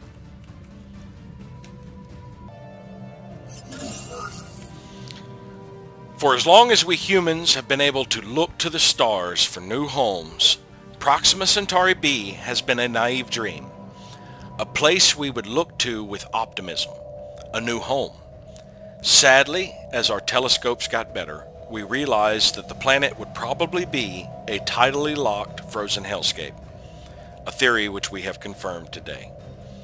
There is hope, however. This world has all the building blocks necessary for a habitable planet. It might just need a slight push. So what you say here doesn't affect your rewards. I'm going to say thank you for inspiring us, Proxima Centauri b. And what that does is not only give us enough Unity to unlock a tradition, it also adds the terraforming candidate modifier to Proxima Centauri b. It also has tidally locked. That reduces its max districts by 30%. Now its size is 20, so we're losing 6 districts. This one can only be basically a size 14. The world is tidally locked around its star, meaning that one side always has daylight while the other is locked in eternal darkness. If life exists here, it is likely limited to the twilight regions where the two sides meet. Now the terraforming candidate, though barren and devoid of life, this planet has water frozen in frozen form and may once have been home to a thriving ecosystem. With the right technology, it could be terraformed into a habitable world. Now that requires climate restoration. Once I get it, I can make this barren world a habitable world. That is the extent of the terraforming I like to do. Barren and rocky world with a thin or non-existent atmosphere. The surface is covered in meteor impact craters and completely devoid of life. These planets cannot normally be colonized, but if they get the terraforming candidate modifier, you can terraform them into a colonizable world. Speaking of which, one thing I forgot to mention is here in Sol, Mars is a terraforming candidate. It is a size 13, no other modifiers, no resources or anything, but it's another barren world. So we now have 2 more potential habitable worlds that we can terraform. Now as far as traditions go, my first tradition with United Nations of Earth, because I haven't run into anything else, is always going to be discovery. Our curiosity about the universe is what got us this far, and there is still so much left to discover. This is going to give us the Map the Stars edict and improve the speed at which we research anomalies. Now the Map the Stars edict, you have to have the amount of Unity to activate this banked, but it's not going to spend it. You have an actual fund for your edicts, but you have to have the core value banked. This edict pushes for further galactic exploration to bring light to the darkness and find what wonders lie beyond. This is going to boost our survey speed, so we'll go through our surveys faster, improve the chance we find anomalies, which I really want, and improve the range at which we see hyperlane connections. So once I execute this, I've got to let it progress one day, and all of these hyperlane connections where my ships are will jump out one. Boom. So now I can see farther. I can see this is a dead end. I can see this might potentially dead end or might be a good choke point. That is a dead end. That is a dead end. Over this way is another potential choke point. And I don't see, it looks like it branches out that way and that way. We have the Void Sea Nebula.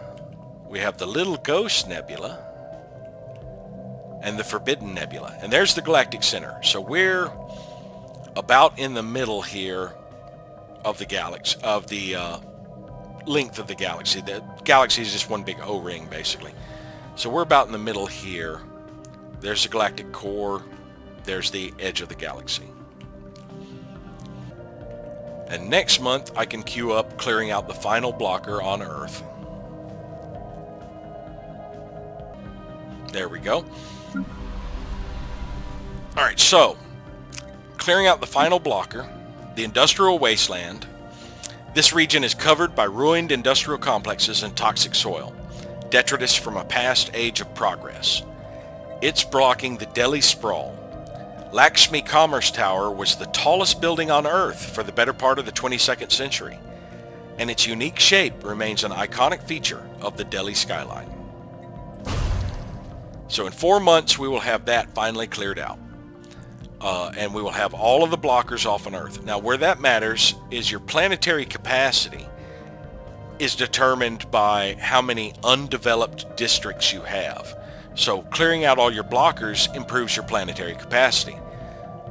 If you're using the default options for population growth, planetary capacity compared to your current population is what determines the logistical growth ceiling and your bonus to growth.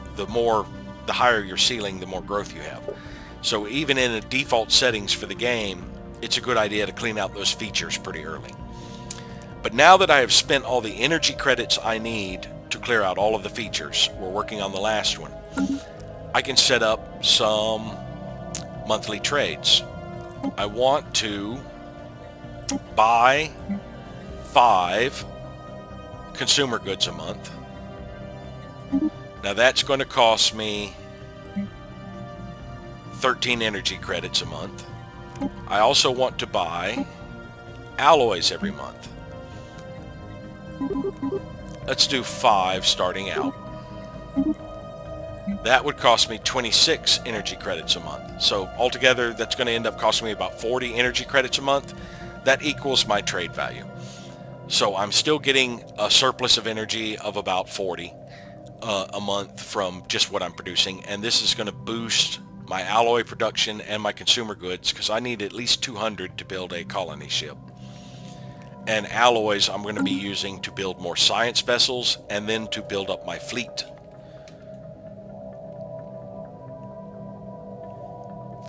Now it's going to take 4 months for me to complete building this industrial wasteland.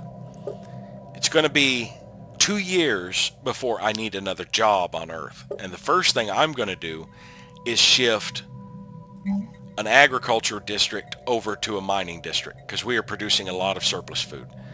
Now that'll take 8 months to complete, but then it will boost my mineral output.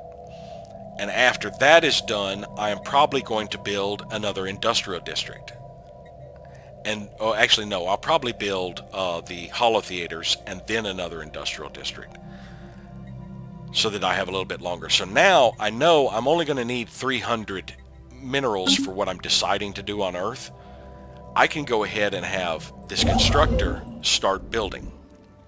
So the first thing I'm going to do, now you can go to this screen, just right click and say build all my mining stations, build all my research stations, but you've got to have this amount of minerals banked to execute the order.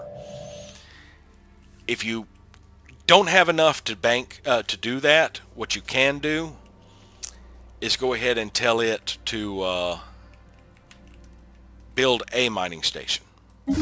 That'll immediately take 100. If you have another 100 banked, you can queue up any number of stations after that, and it will not remove it. All you have to do is have the 100, but it's not going to remove it till you get around to it. But I'm going to tell it to enter orbit there, then build the mining station, and I'm holding down shift to queue up orders. Enter orbit there, then build the research station. So that's going to go over here, build this, then move over there, then it will need another 100 minerals, and then it will move over there, and then it will need another 100 minerals, and I should have all of that by then. And I should still be able to queue up doing my agriculture district into a mining district. Yeah, because I do like to have Earth, the Sol system fully developed. Alright, so we can start. Let's see, it'll be... We need 150 for the next one, so I need to wait another month before I start building another science ship. So in December, I will start building another science ship. As a matter of fact, let's go ahead and hotkey the starbase so that I can quickly switch to it to quickly select it, rather. There. Alright, we're going to queue up another science ship, and I just realized, let's move the starbase to 0. Let's move the constructor to 5. And let's move our second science ship to 4, so that I have my 2 scientists I can quickly hotkey. Alright, so in 2 months, in February, when that comes out, I should have the Unity to hire another scientist to pilot my 3rd ship. We found an archaeological site.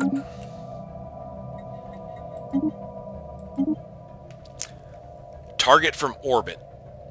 An artificial construct thousands of kilometers across is readily visible from Alpha Centauri 4A's orbit. The shape seems to indicate a location of importance in the middle of it. Sensory readings from orbit indicate nothing out of the ordinary, so closer inspection is warranted.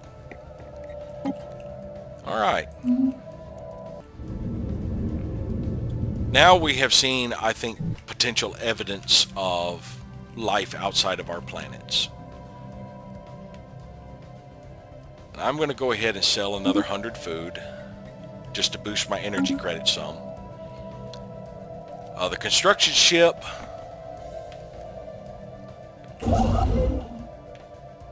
It will probably finish this mining station this month. I'm going to go ahead and queue up replacing this with a mining district. And if this gets close before the end of the month, let's see, 1, 2, 3, yeah, it looks like it's getting 1% progress per day. But he's still got to move over to the next site before he needs the 100 minerals. And it's probably going to take him, let's look at the thing, it's probably going to take him a month to get over there. Let's see. Oh, 15 days. Well, in 15 days, the next month will roll over. He will have the minerals before he gets there. So that's going to work out. As a matter of fact, in 4 more days, I'm going to have another science ship. Yep, remnants. Anytime you find evidence that a civilization existed before, you'll get the remnant contact report. You'll get signs of life if you survey a habitable world, and if you actually meet another species, you get a different contact. The order you find these things in determines the way the story progresses on your home world. So the first contact being remnants. Human xenologists are practically falling over themselves to publish their takes on the recent findings of alien life. This fevered storm in the scientific community has had some negative, yet temporary, impact on pursuits in other fields. Now, the order that these events happen, there are slight variations in how they play out, which I think is interesting. Alright, so we have the Azofi as our next ship. And let me shift all these things. Let's go ahead and move the Constructor to 9. Move you to 5. And put the Azofi as 4. And see who we can hire now. We have someone who is eager, someone who is resilient, and someone who is meticulous. I want another meticulous surveyor. Medium age. Sir Montgomery Scott. Are you kidding me? Sir Montgomery Scott. And he's not an engineer?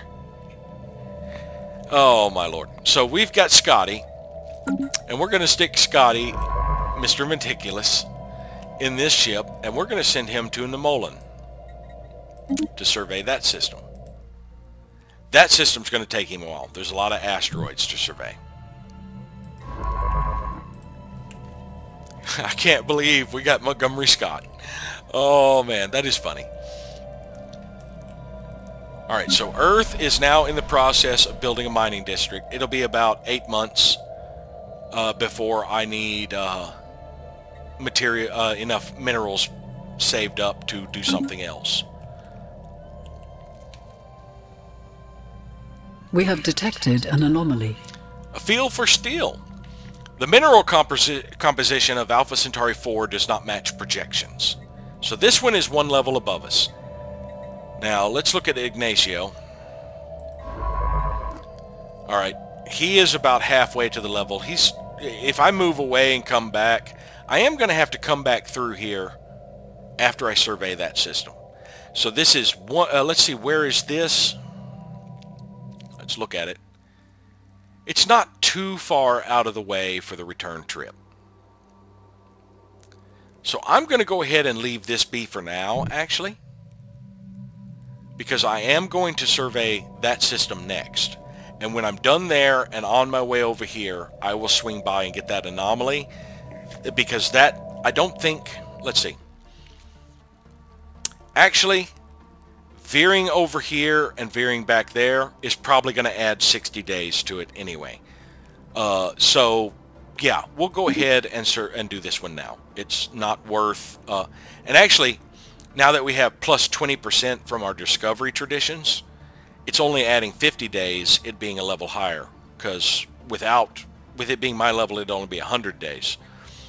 So yeah, we're going to go ahead and do it now before we move away.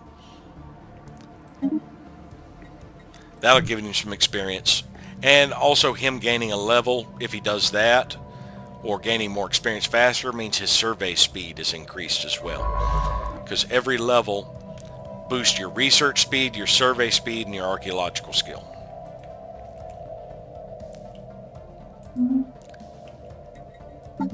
Now, one other thing I want to mention is I was talking earlier about the democratic elections.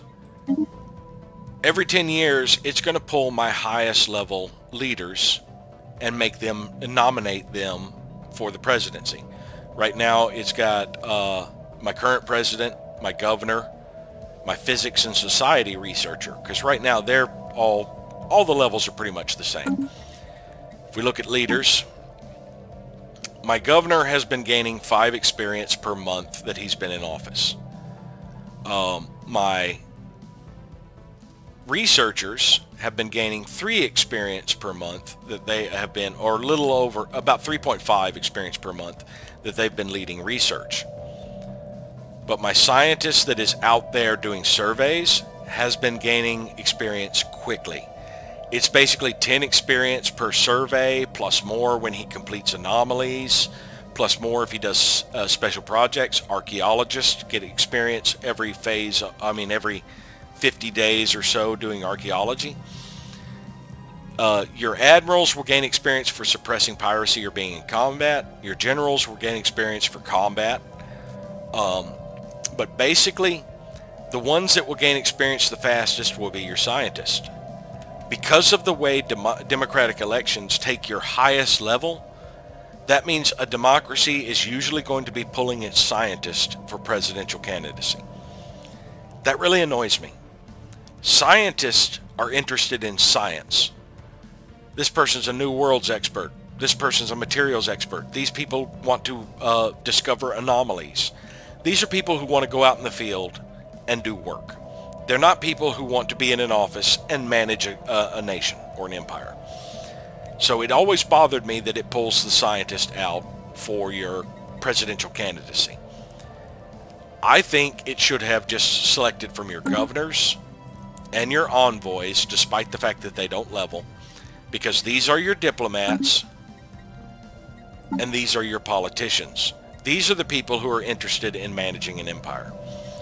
These people are interested in science. They should not be pulled away from the science to become presidents.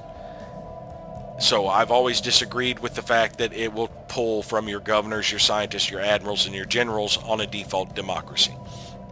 The scientists should only be eligible if you were a technocracy. The admirals and generals only if you were militaristic. It should have been by default governors and envoys. And because of the way they set up the mechanics where it pulls scientists, admirals, and generals, that's one of the reasons I don't recommend a democracy for beginning players, because you can lose your high-level scientists that you have out here trying to level up to handle high-level anomalies, because your precursor anomalies are going to be like level 7, 8, and 10. And you're going to want high-level scientists working on them, otherwise they're going to take years to complete. And certain special projects take a long time to complete. You could be in the middle of a special project, have that scientist nominated to be the president, and have him yanked off that damn project, which is annoying as shit. Because you don't have any control over who is nominated here. It's going to take your highest level people generally. Once your factions come in, it will generally take your faction leaders, but your faction leaders are selected from the highest level leaders at the time.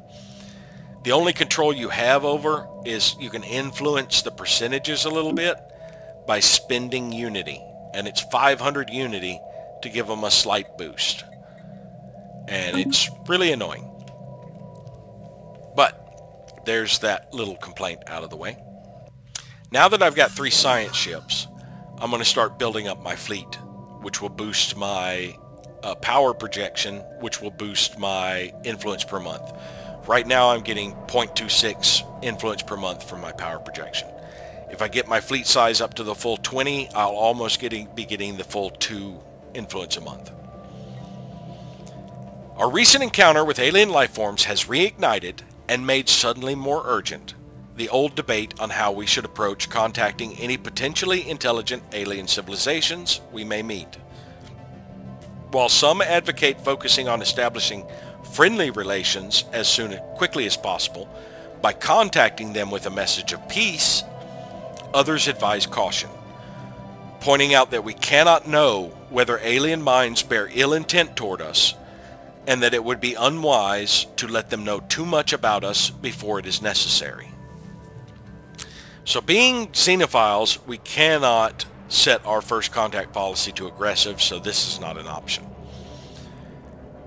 We can either greet them with open arms or say it is wise to be cautious. If we say it's wise to be cautious, it will change our first contact protocol to cautious and improve the difficulty of other empires contacting us. We are going to greet the Xenos with open arms. We already have proactive first contact protocols, and this will give us 10% boost to first contact discovery speed. Now, when you are encountering spaceborne aliens, marauder empires, and enclaves, there's no competition for establishing communication. If you go to contact another empire, both of you are trying to complete the project. Whoever completes it first gets a bonus of influence. The other gets their project canceled and gets nothing really. So you want to be the first to complete first contacts. Alright, so we've got our 3 initial science explorers. I'm going to be working on building up my fleet, which is going to take 100 alloys per ship. And once I get my fleet built up, I will go back to building 2 more science ships. We now know without a doubt that a thriving biosphere is not something unique to Earth. Both the scientific community and the public at large are eager to learn more about the various forms of alien life found throughout the galaxy. Efforts to catalog the life forms we encounter are already underway, but our xenobiologists have urged us to focus our planetary survey efforts on habitable, life-bearing worlds. This is the Habitable World Survey I was talking about. Situation log has been updated. So now we have to survey 8 habitable worlds. Well, by luck, I haven't even found any yet.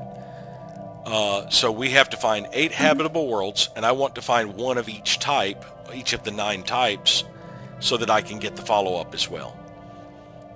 That's a year and 3 months before I got that. That's fairly quick for it to pop up. Usually it's about 2 years into the game before I see the habitable System world survey concluded. Alright, so we've finished that. I think we're going there next. And you see, this guy's brand new. He's already got more experience. Where is he? Yeah, he's got 60, which is more than my researchers who have been here since the start of the game. And just a little under what my governor, who's been here since the start of the game, has. And he is one of my more recent ones. I got him... well, he didn't even get to this system for a while. But that's just off of one system. So yeah, he's going to out-level all of my older ones, except for Ignacio here. Okay, I can go ahead and reinforce this fleet. But to reinforce this fleet, I first need to tell it that I want more ships in it.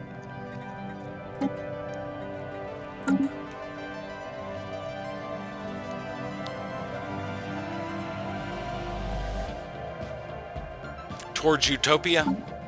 Yes, Nova Flare. I love the music in this game too, and the graphics. Yeah, just look at that pulsar.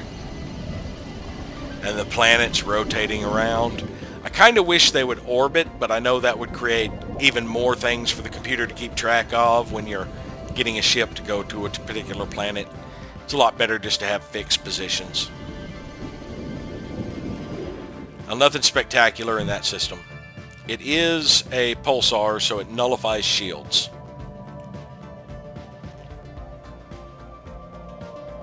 Yeah, when you go into a system, if you see an icon over here, that means there's an environmental hazard you have to be aware of. Okay, we have discovered our precursor. We have recovered artifacts from an ancient civilization on 88D2-J88. Incredibly, this civilization, which apparently referred to itself as the Cybrex, seems to have been made up of machines that were linked together in some sort of collective consciousness. The age of the artifacts indicate that they were active some 600,000 years ago, in this portion of the galaxy at least, but we have learned nothing of their exact origins.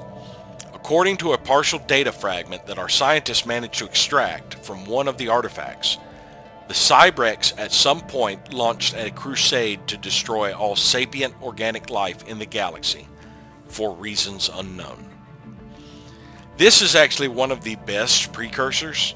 The relic you get from this precursor is really damn useful. Situation log has been updated. For United Nations of Earth, the only one that I would prefer from Cybrex would probably be the Bowel, or the Grunner is actually listed as the precursor. But yeah, that is the one that I would prefer because it allows me to turn... Well, actually it's not really necessary. I have decent habitability, but that's my second favorite, I guess I would say. Alright,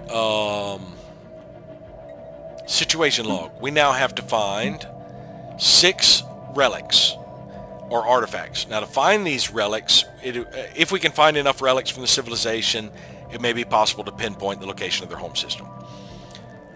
Let's see, they were linked to a machine consciousness that controlled this portion of the galaxy some 600,000 years ago. Their origins and exact nature are shrouded in mystery, but it is known that they launched a crusade against all sapient organic life that lasted centuries and left trillions dead. Now to get these 6 artifacts, we're going to have to find anomalies, and those anomalies are going to be level 7, level 8, and level 10. So we want some people with high anomaly discovery chance. So our meticulous people who also have, since we also have map the stars, that's another 10% discovery chance. So hopefully we will find our anomalies. And that is the Imperial Fleet, one of my favorites. Yeah, I'd have to say my 3 favorite tunes are Sigma Tari, Birth of a Star, and the Imperial Fleet. Imperial Fleet came out with the Utopia DLC, I believe. The Birth of a Star and Sigma Tari are from the original game. I do like most of the music, but those are my 3 favorites. I listen to them a lot. I have the soundtrack on my phone, and I listen to it at work when I'm driving. Alright, time to sell a bit more food. Across the barren fields of Alpha Centauri 4, there are indications of old battles being fought.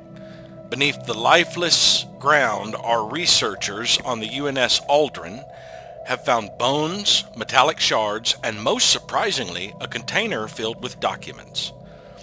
If we send the documents to our homeworld for translation, we could potentially learn more about this war and who fought in it. It would also be possible to simply sell them off as antiques. Well, we're all about exploration, research, and discovery. So we are going to send this to our homeworld. Situation log has been updated. Now, to translate the text would take 6 years. I do not want to delay getting Planetary Unification. So we are going to have to wait until after we complete this research before we start translating that. There's no rush on translating that. As curious as we are, we can wait. I kind of wish you could assign different scientists to these special projects instead of delaying your existing research. Actually, I wish they would break the research into each field so that in physics I would have 3 researchers, one doing computing, one doing particles, and one doing field manipulation. There, we found some trade value in Nimalan. So if we claim that system, we will actually get use out of the trade center in Earth. It's a small amount, but it'll be enough to make up for the fact that it's costing us 1, because it will end up gaining us 2. Alright, Earth is just about done with its construction. And it'll be about 13 months before we get another population. What do I want to do? Well, I'd like to build an industrial district, but we don't have the energy, the minerals, and we can't afford to buy a lump sum of 500 right now. If I sell another 100 food, I'm still a little bit short, but next month I should have enough.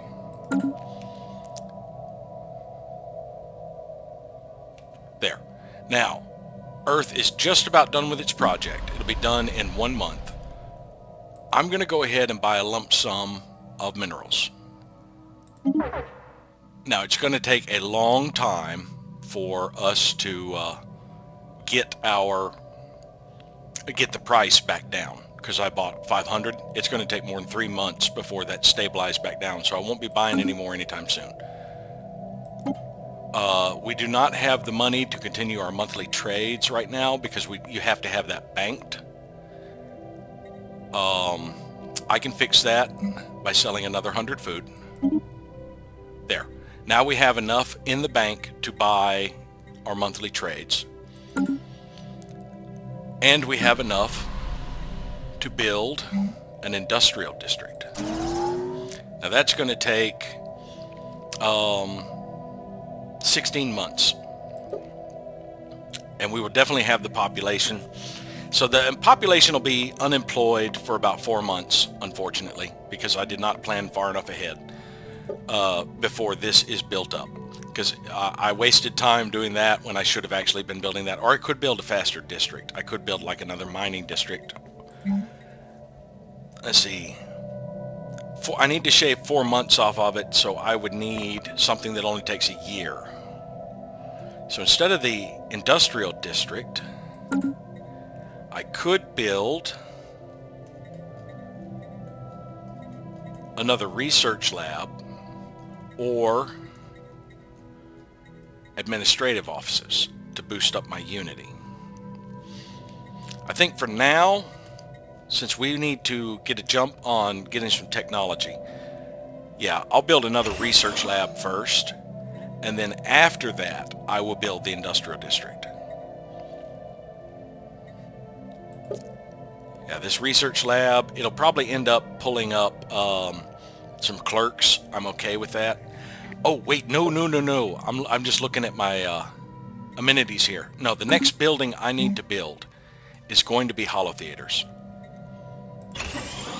That will produce more amenities and boost our amenities back up, which will boost our happiness and boost our stability, which will in turn boost our output from all jobs.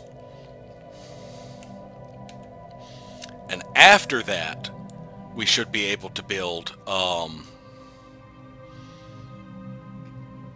a industrial district that will up our consumer goods. Construction completed. And alloy production, so that we can start churning out ships faster and build up consumer goods more. Alright, so I could go to Azeroth and get some pretty good mining. How many? That's only 3 mining stations to get that much?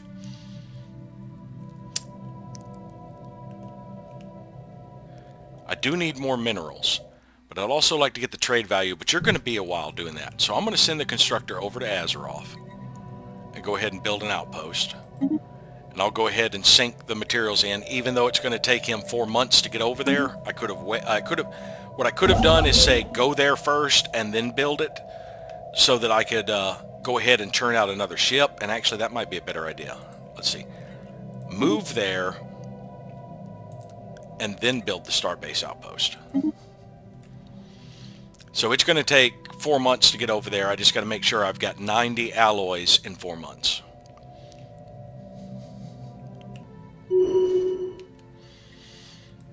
Natio gained a level. Yeah, it's just as well that I just go ahead and tell him to build it. I'm not going to have enough to build a ship in addition to that. So we have detected an anomaly. Alright, this one is 2 levels above me. It's adding 180 days. Well, actually, that ends up being, I think, 150. This one is actually worth bypassing until I come back into the system, because there's a good chance I could hit level 3 through this system. So we're going to leave this be for now. It's irregular energy emissions. Some of these anomalies are unique. You'll only find them once. Some of them are what you'd call repeatable. You can find them in different systems a bunch of times. This is one of those. Our sensors indicate odd irregularities in Alpha Centauri A's energy emission patterns. This one can have different results when you actually complete it. We're going to leave it be for now. We'll check it out on the way back. Because that one's actually in the middle of the system. Yeah. Anomalous readings registered. Another one that's 2 levels above. That one is in Nimmerland. I can have somebody come back through here as well. Sensors are reporting a number of possible points of interest within the dense debris field surrounding LV-438. I think this is another one of those non-uniques. Now, engineering research is very difficult to find in for research stations. Your most common is going to be physics, followed by society. Anomalous readings registered. Unidentified object. A small rectangular object on the surface of this planet is deflecting all scanning beams like a mirror. Our sensors are unable to determine its material composition. I'll research that.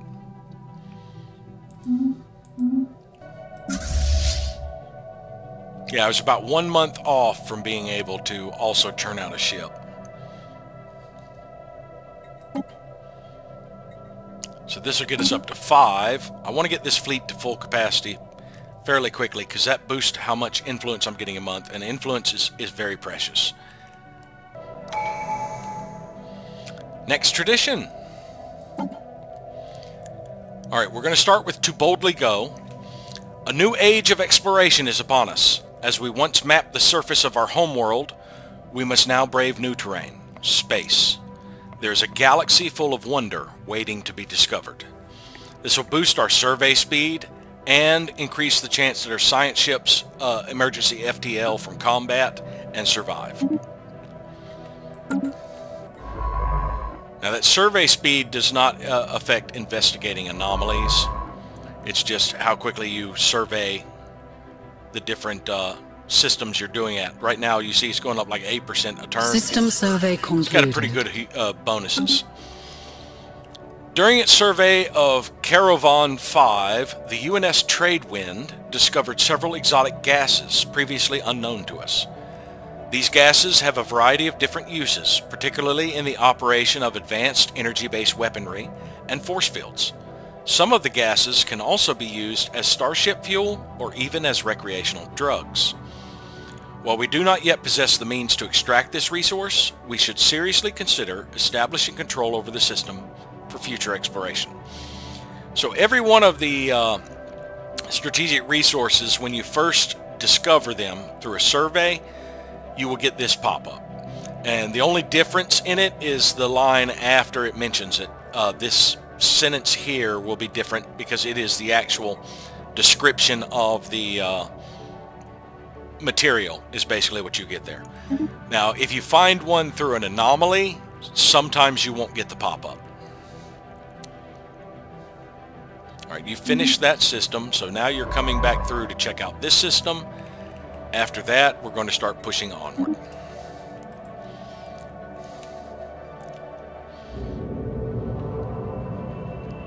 A lone, proud comet soars through the Sol system, clearly visible from Earth. It forges its own path through the cosmos, vibrant and ever undeterred. It is the ideal which all humans strive for.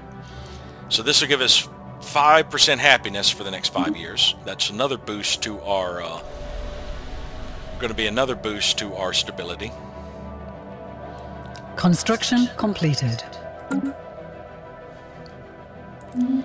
Alright, so now we're going to build all of the mining stations, and I'm just going to do it from here because they're all mining stations. I'll start with the one I'm at and then just move out. After we get them, I think I may move to Caravan. Actually, I should be done with Alpha Centauri by then, so we'll start moving to Alpha Centauri to claim that system. And then I have an archaeological dig I can start doing. Which means I should probably get another science ship up so I have an archaeologist by then. Oh, and now, as you see when I built that starbase, this is Bernard's star, that's Alpha Centauri. So they weren't clustered as close as I thought. That might be Sirius. Where's Procyon? Is that one Procyon? So we have a tropical world in there. Now this is a system I can, planet I can colonize. So that is going to be, that's the one that he's going to survey now. That'll also count as a habitable world.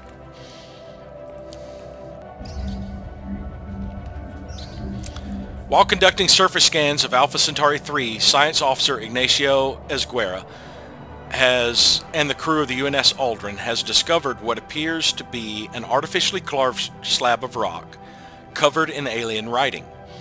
They have not detected any other signs of alien activity on the planet, and exactly how this mural came to be here is a mystery. We prepared a special project to translate the text. Situation log has been updated. Alright, so it's going to take 6 months, but we are going to... if you hold down Control and Shift, you can add an order to the start of the queue. Like right now, he's going to Alpha Centauri 5. I'm going to tell him to research the projects, so he's going to be doing that first.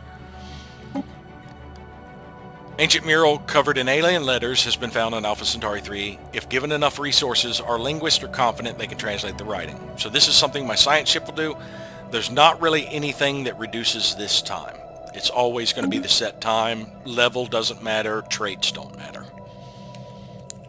So you can use a level 1 scientist technically to come back and do those if your high-level scientist would rather be clearing up the anomalies and leaving the projects for someone else. Alright, 3 months away from having the holo theaters. And that will give me sufficient jobs for this one, which is actually going to show up in 2 months, so he's going to be waiting a month without a job. That will give me sufficient jobs. I don't need to overbuild really, but I could overbuild because I could replace clerks with something else of value. So after this is done, I could build another industrial district. It'll pull up a couple of clerks, and that would enable me to up my consumer good and alloy production. I could actually drop how much consumer goods I was buying because I'd have enough surplus. So I think I am going to go ahead and queue up an industrial district. So buying those 500 minerals back when I did is still paying off at this point. It was still a worthy investment, even if it was a little bit wasteful. Speaking of which, the prices have still not normalized. And it's been months. It's been almost a year, and the price has not come back down to normal. System survey concluded. During its survey of 18-89-T, the UNS Zophie discovered deposits of rare crystals. These crystals have properties that make them extremely effective at focusing laser beams, and they are also a critical component in most advanced electronics. In addition, many cultures treasure them as decoration and adornment. So we found a second strategic resource, and I'll come back to that. Alright, so you need orders. I can either go this way or this way with you. I'm going to go this way. So we're going to survey the binary system, and then that system, and then I guess we'll hit both of these systems. They're dead ends, before pushing on to here. Now technically, if you want to race to get checkpoints, you can bypass systems. I don't like doing it. My constructors can only keep up so fast, so even if I race, I can't really race to every choke point. So I'm just going to gradually expand and not worry about it. Now, I think I am going to let my alloys build up a little rather than churn out another ship right now. I think what I'm going to do is let it build up to 200 so I can start production on a colony ship. Because colony ships take a little time to travel, and they take a year to build. So by the time I build a colony ship here, and then get it over there, I'm kind of hoping I've finished surveying and had my constructor over there to claim the system. I may... Okay, next month, I think I may end up actually building another science ship first. Because I'll probably get Alpha Centauri before I get...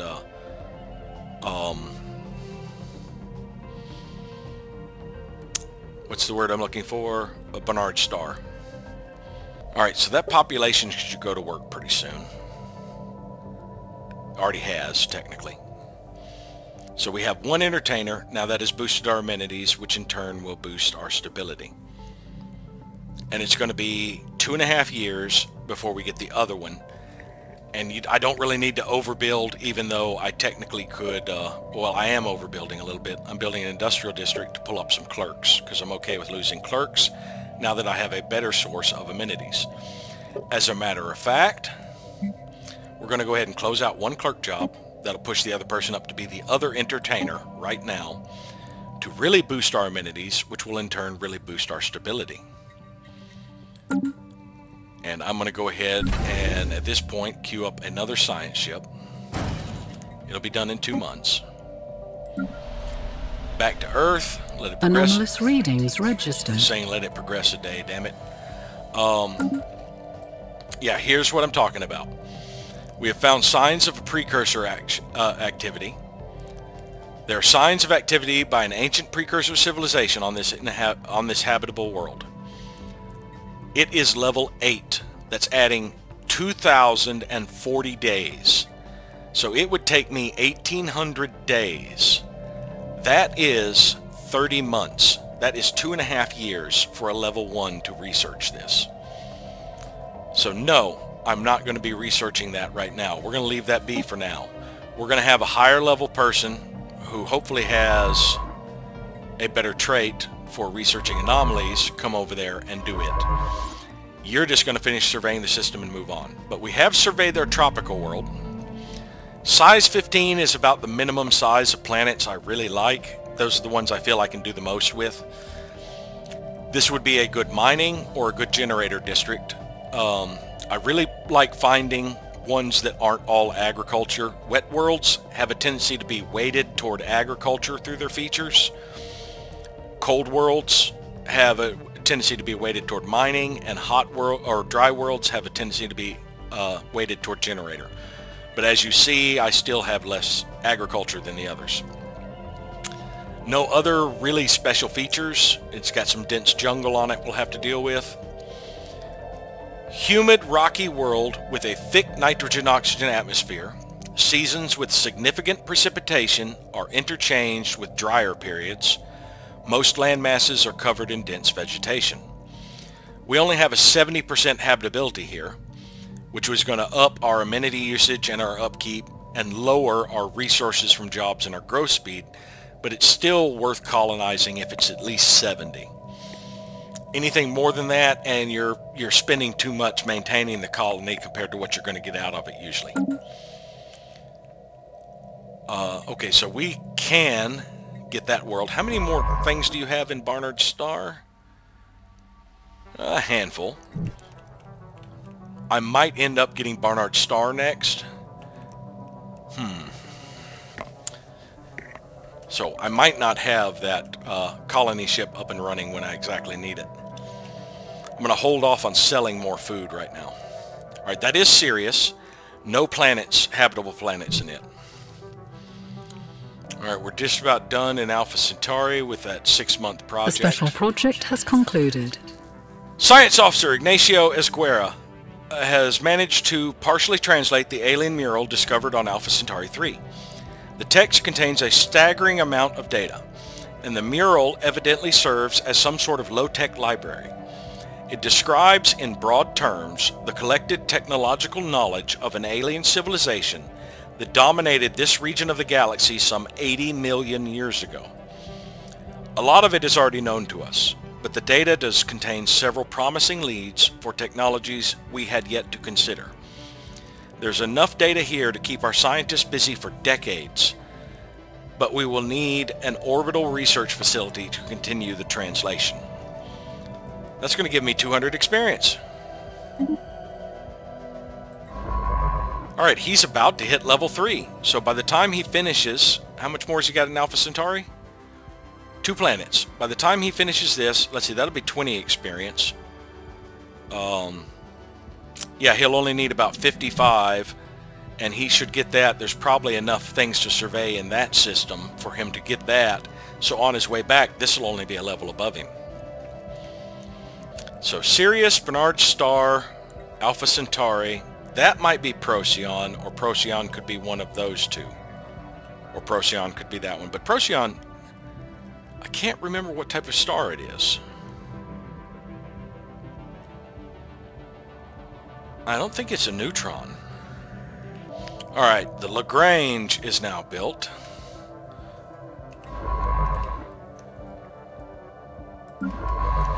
And every time I see the name Lagrange, I think of ZZ Top. Alright, so the UNS Lagrange, let's see who we can recruit. We have a voidcraft expert, a propulsions expert, and a biologist. Now currently we are doing statecraft, industry, and computing. We also have a new world specialist. So I guess we can go for Shanlu, our voidcraft specialist. Actually, Shanlu or Huding are both the same age. I've already got... Oh, okay. Yeah, let's get the biologist, actually. Let's get Huding. And what we're actually going to do is go to technology. This guy just has a longer lifespan. We are going to replace him with the biologist. And in the ship, we are going to put our resilient Shota Yoshido. And this new person, well, I'm not going to have that system to excavate that archaeological site just yet.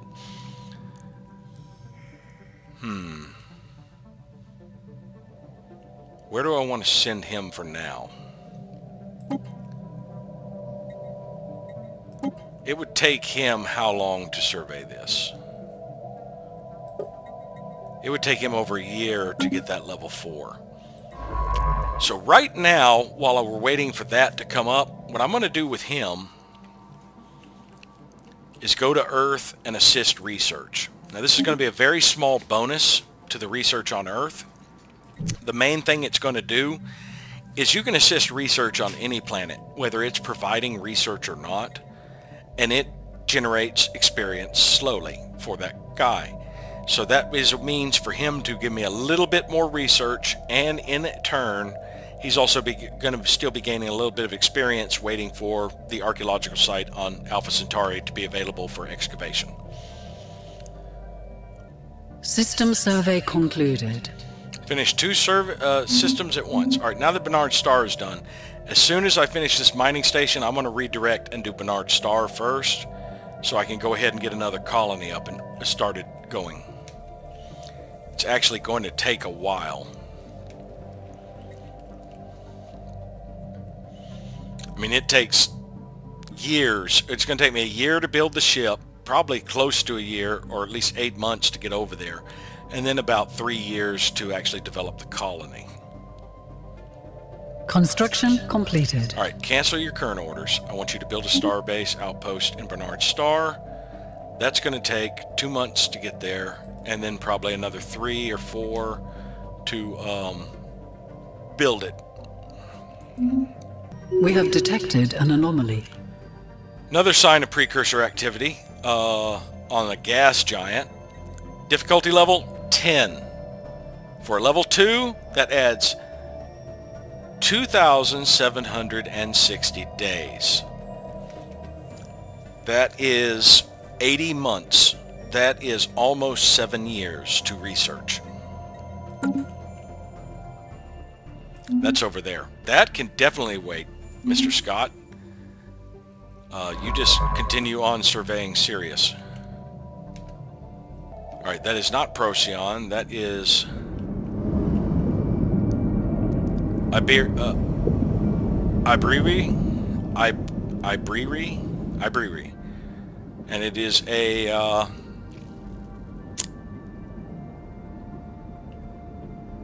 neutron star that reduces sublight speed, so it's going to take me a little bit longer to travel. Yes, this is going to take me a month just to get over there.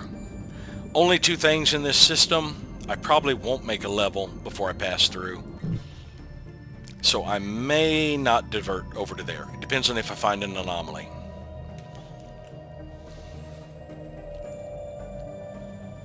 So we've got 2 precursors that we want to knock out eventually.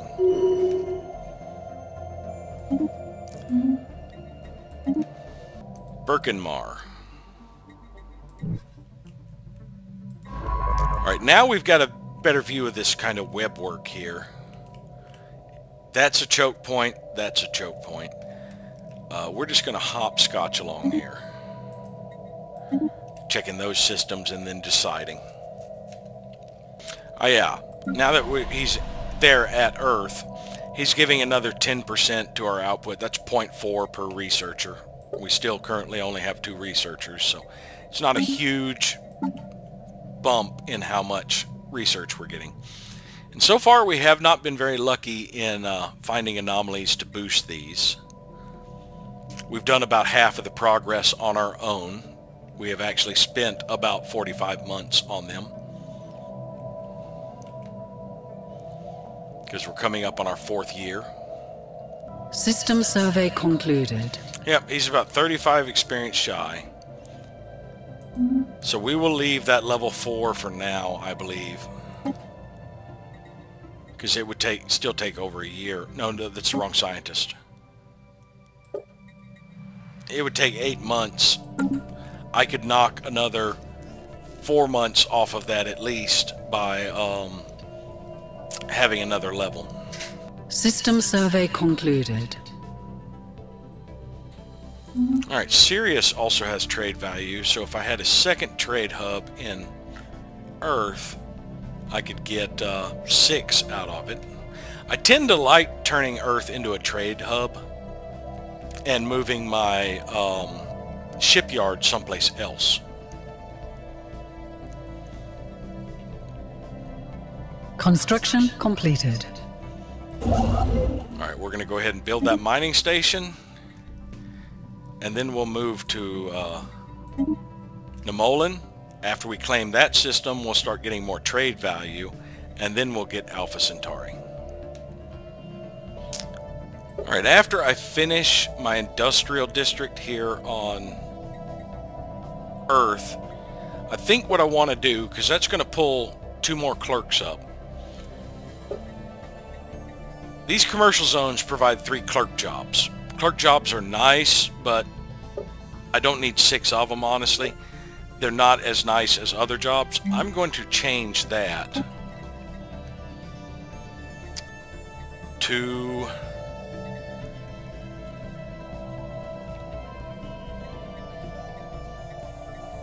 a research lab for now. Now that's not adding more jobs, that's going to end up replacing available jobs. So that should work out. Now next month, I can start building a colony ship. Now I can either click on this. The planet has an anomaly. We cannot colonize a planet with an anomaly. Oh no! I had forgotten about that. I have to research the signs of precursor activity before I can colonize this world. And that's going to take a while. So I need somebody to come over and take care of that. Right now, my highest level scientist would still take 3.5 years to do it.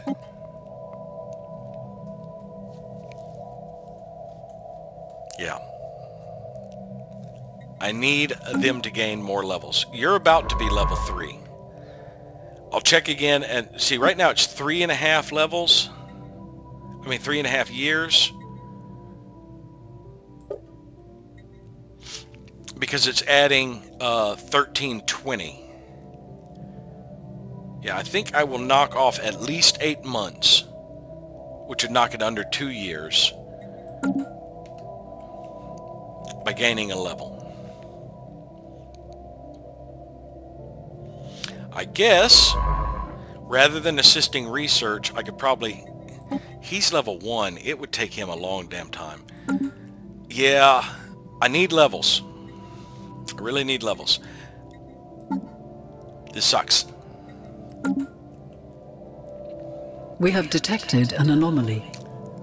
The atmospheric patterns on Birkenmar 3 are highly atypical for a gas giant of modest size. Alright, go ahead and research that.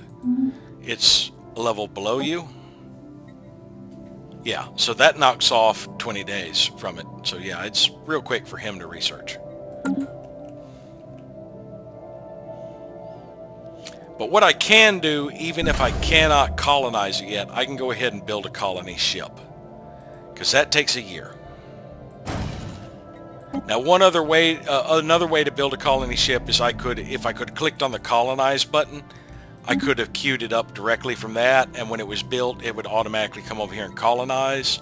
You can also go to your expansion planner and do the same thing. Click on the world and automatically try and colonize it. Yeah, this one has an anomaly. I'd forgotten that you have to clear an anomaly off of a world before you can use it. So that sucks. There's Procyon. Procyon is a binary system. Construction completed. Alright, yeah, we're going to Nemolian. It's going to take me 3 months to get there. I probably will not have the alloys when I first get in orbit. Yeah, even if I don't get that cleared in time, having the colony ship ahead of time, if I find another world to colonize, I can already start the transit before I claim the system, so they'll be ready to fire it up as soon as I get it. And I guess I can go ahead and sell a little bit more food. Mineral price has finally gone back down. And let's go ahead and drop our commercial goods, because we're earning 9 without that purchase. We'll be climbing fairly well. Getting rid of those adds 13, so I could actually add 3 to my alloy purchases every month. And that will allow me to accumulate alloys a little faster to get my fleet filled out. Alright, so yeah, I will have the alloys in 1 month now. We have detected an anomaly. Ship sensors are picking up an unexplained pattern of interference in the Procyon system. Alright, knock that out. Yeah, so in April I should be able to start claiming Nemolian.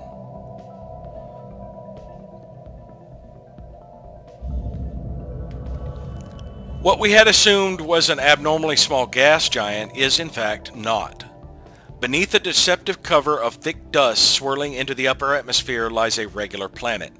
A barren planet, but a planet nonetheless. I love the way it does the transformation when you look at it.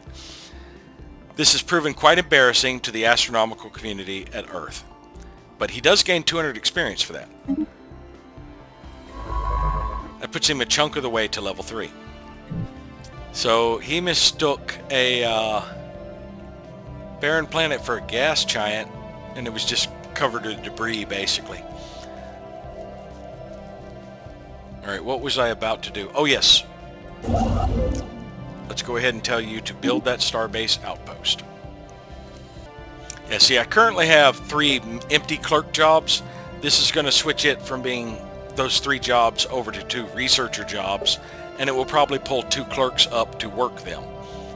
So I am going to end up losing 2 employed clerks, but those will be the jobs that I have to fill when I get more population. Alright. We are going to grab Science Division. The number of science and medical officers has been increased throughout the fleet, organized into a special science division. To support this corps of officers, new training programs have greatly accelerated the rate at which we commission new science officers.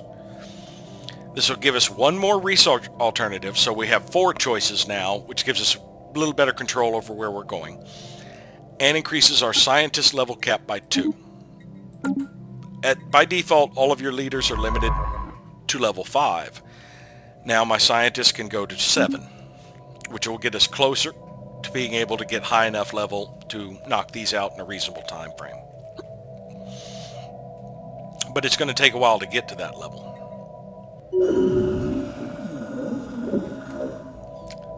The UNS Aldrin crew has succeeded in isolating a signal embedded within the unusual pattern of interference in the Procyon system.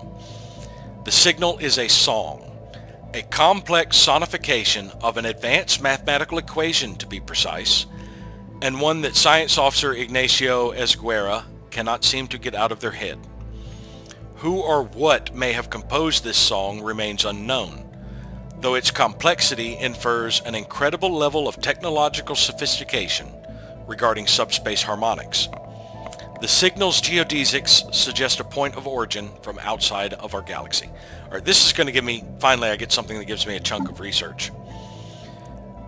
A little bit of society and physics. And that knocks 17 months off of each of them. So now instead of being 3 years, it's going to be a year and a half. I just halved the amount of time it's going to take to get those. Now level 4 would take him 150 days. Level 3 would be 100. Level 10 would be 5 years, I think that is. The level 7 would take him 2.5 years. Construction completed. Alright, build that mining station, move to Alpha Centauri. Breglar has a Savannah world in it.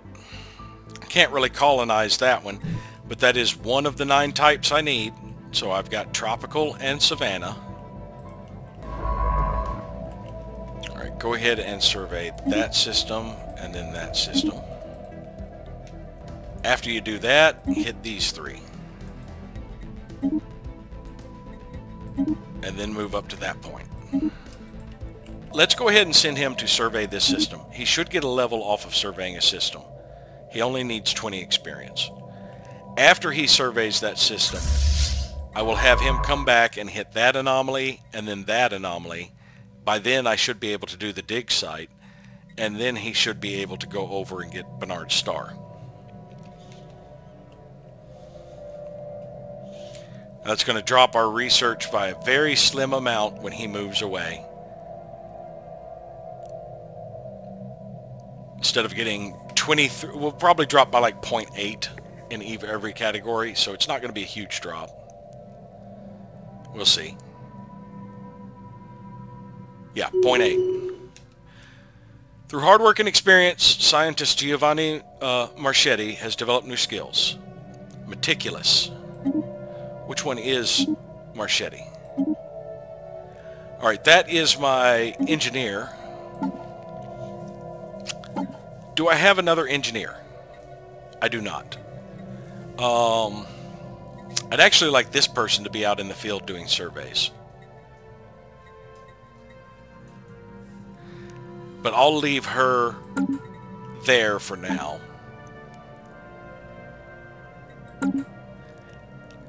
After I finish this colony ship, I think I'm going to churn out another science ship, see if I can get a different scientist to put in the engineering area so I can send her out surveying this direction for now. Matter of fact, I'm less than 2 months away. I'm going to go ahead and queue up another science ship. I don't think I'll have the Unity for another scientist yet, so hold off on that actually. Construction completed. Alright, go ahead and build the starbase there. I need 10 influence. That'll take me 3 months. It's going to take me almost 4 to get over there. That's fine. Usually within the first 5 years, System survey concluded. I like to have already started my first colony, at least starting to be built. Unfortunately, I got a high-level anomaly blocking the one decent planet I have found. Let's go ahead and sell 100 more food. System survey concluded. Alright, Minkalinen. No. Minkalinen. Okay, we have a continental world in here. And you see the habitable icon. But it's not showing up in the world galaxy map. What that means is while this is a habitable world of that class, I cannot colonize it because it's already occupied by a primitive culture. So there's a little bit of a way to know that you're going to find a primitive civilization in a system. If you jump into the system and see the habitable icon, but it's not up here, there's a primitive civilization in that system. Same thing if you see, if there are like 2 worlds, but you're only seeing 1 icon. If you don't see as many icons stacked here as there are habitable worlds, one of them has a primitive civilization. But we've made it 5 years, so I'm going to call this an episode. So thank you all for watching, and we'll see you next time.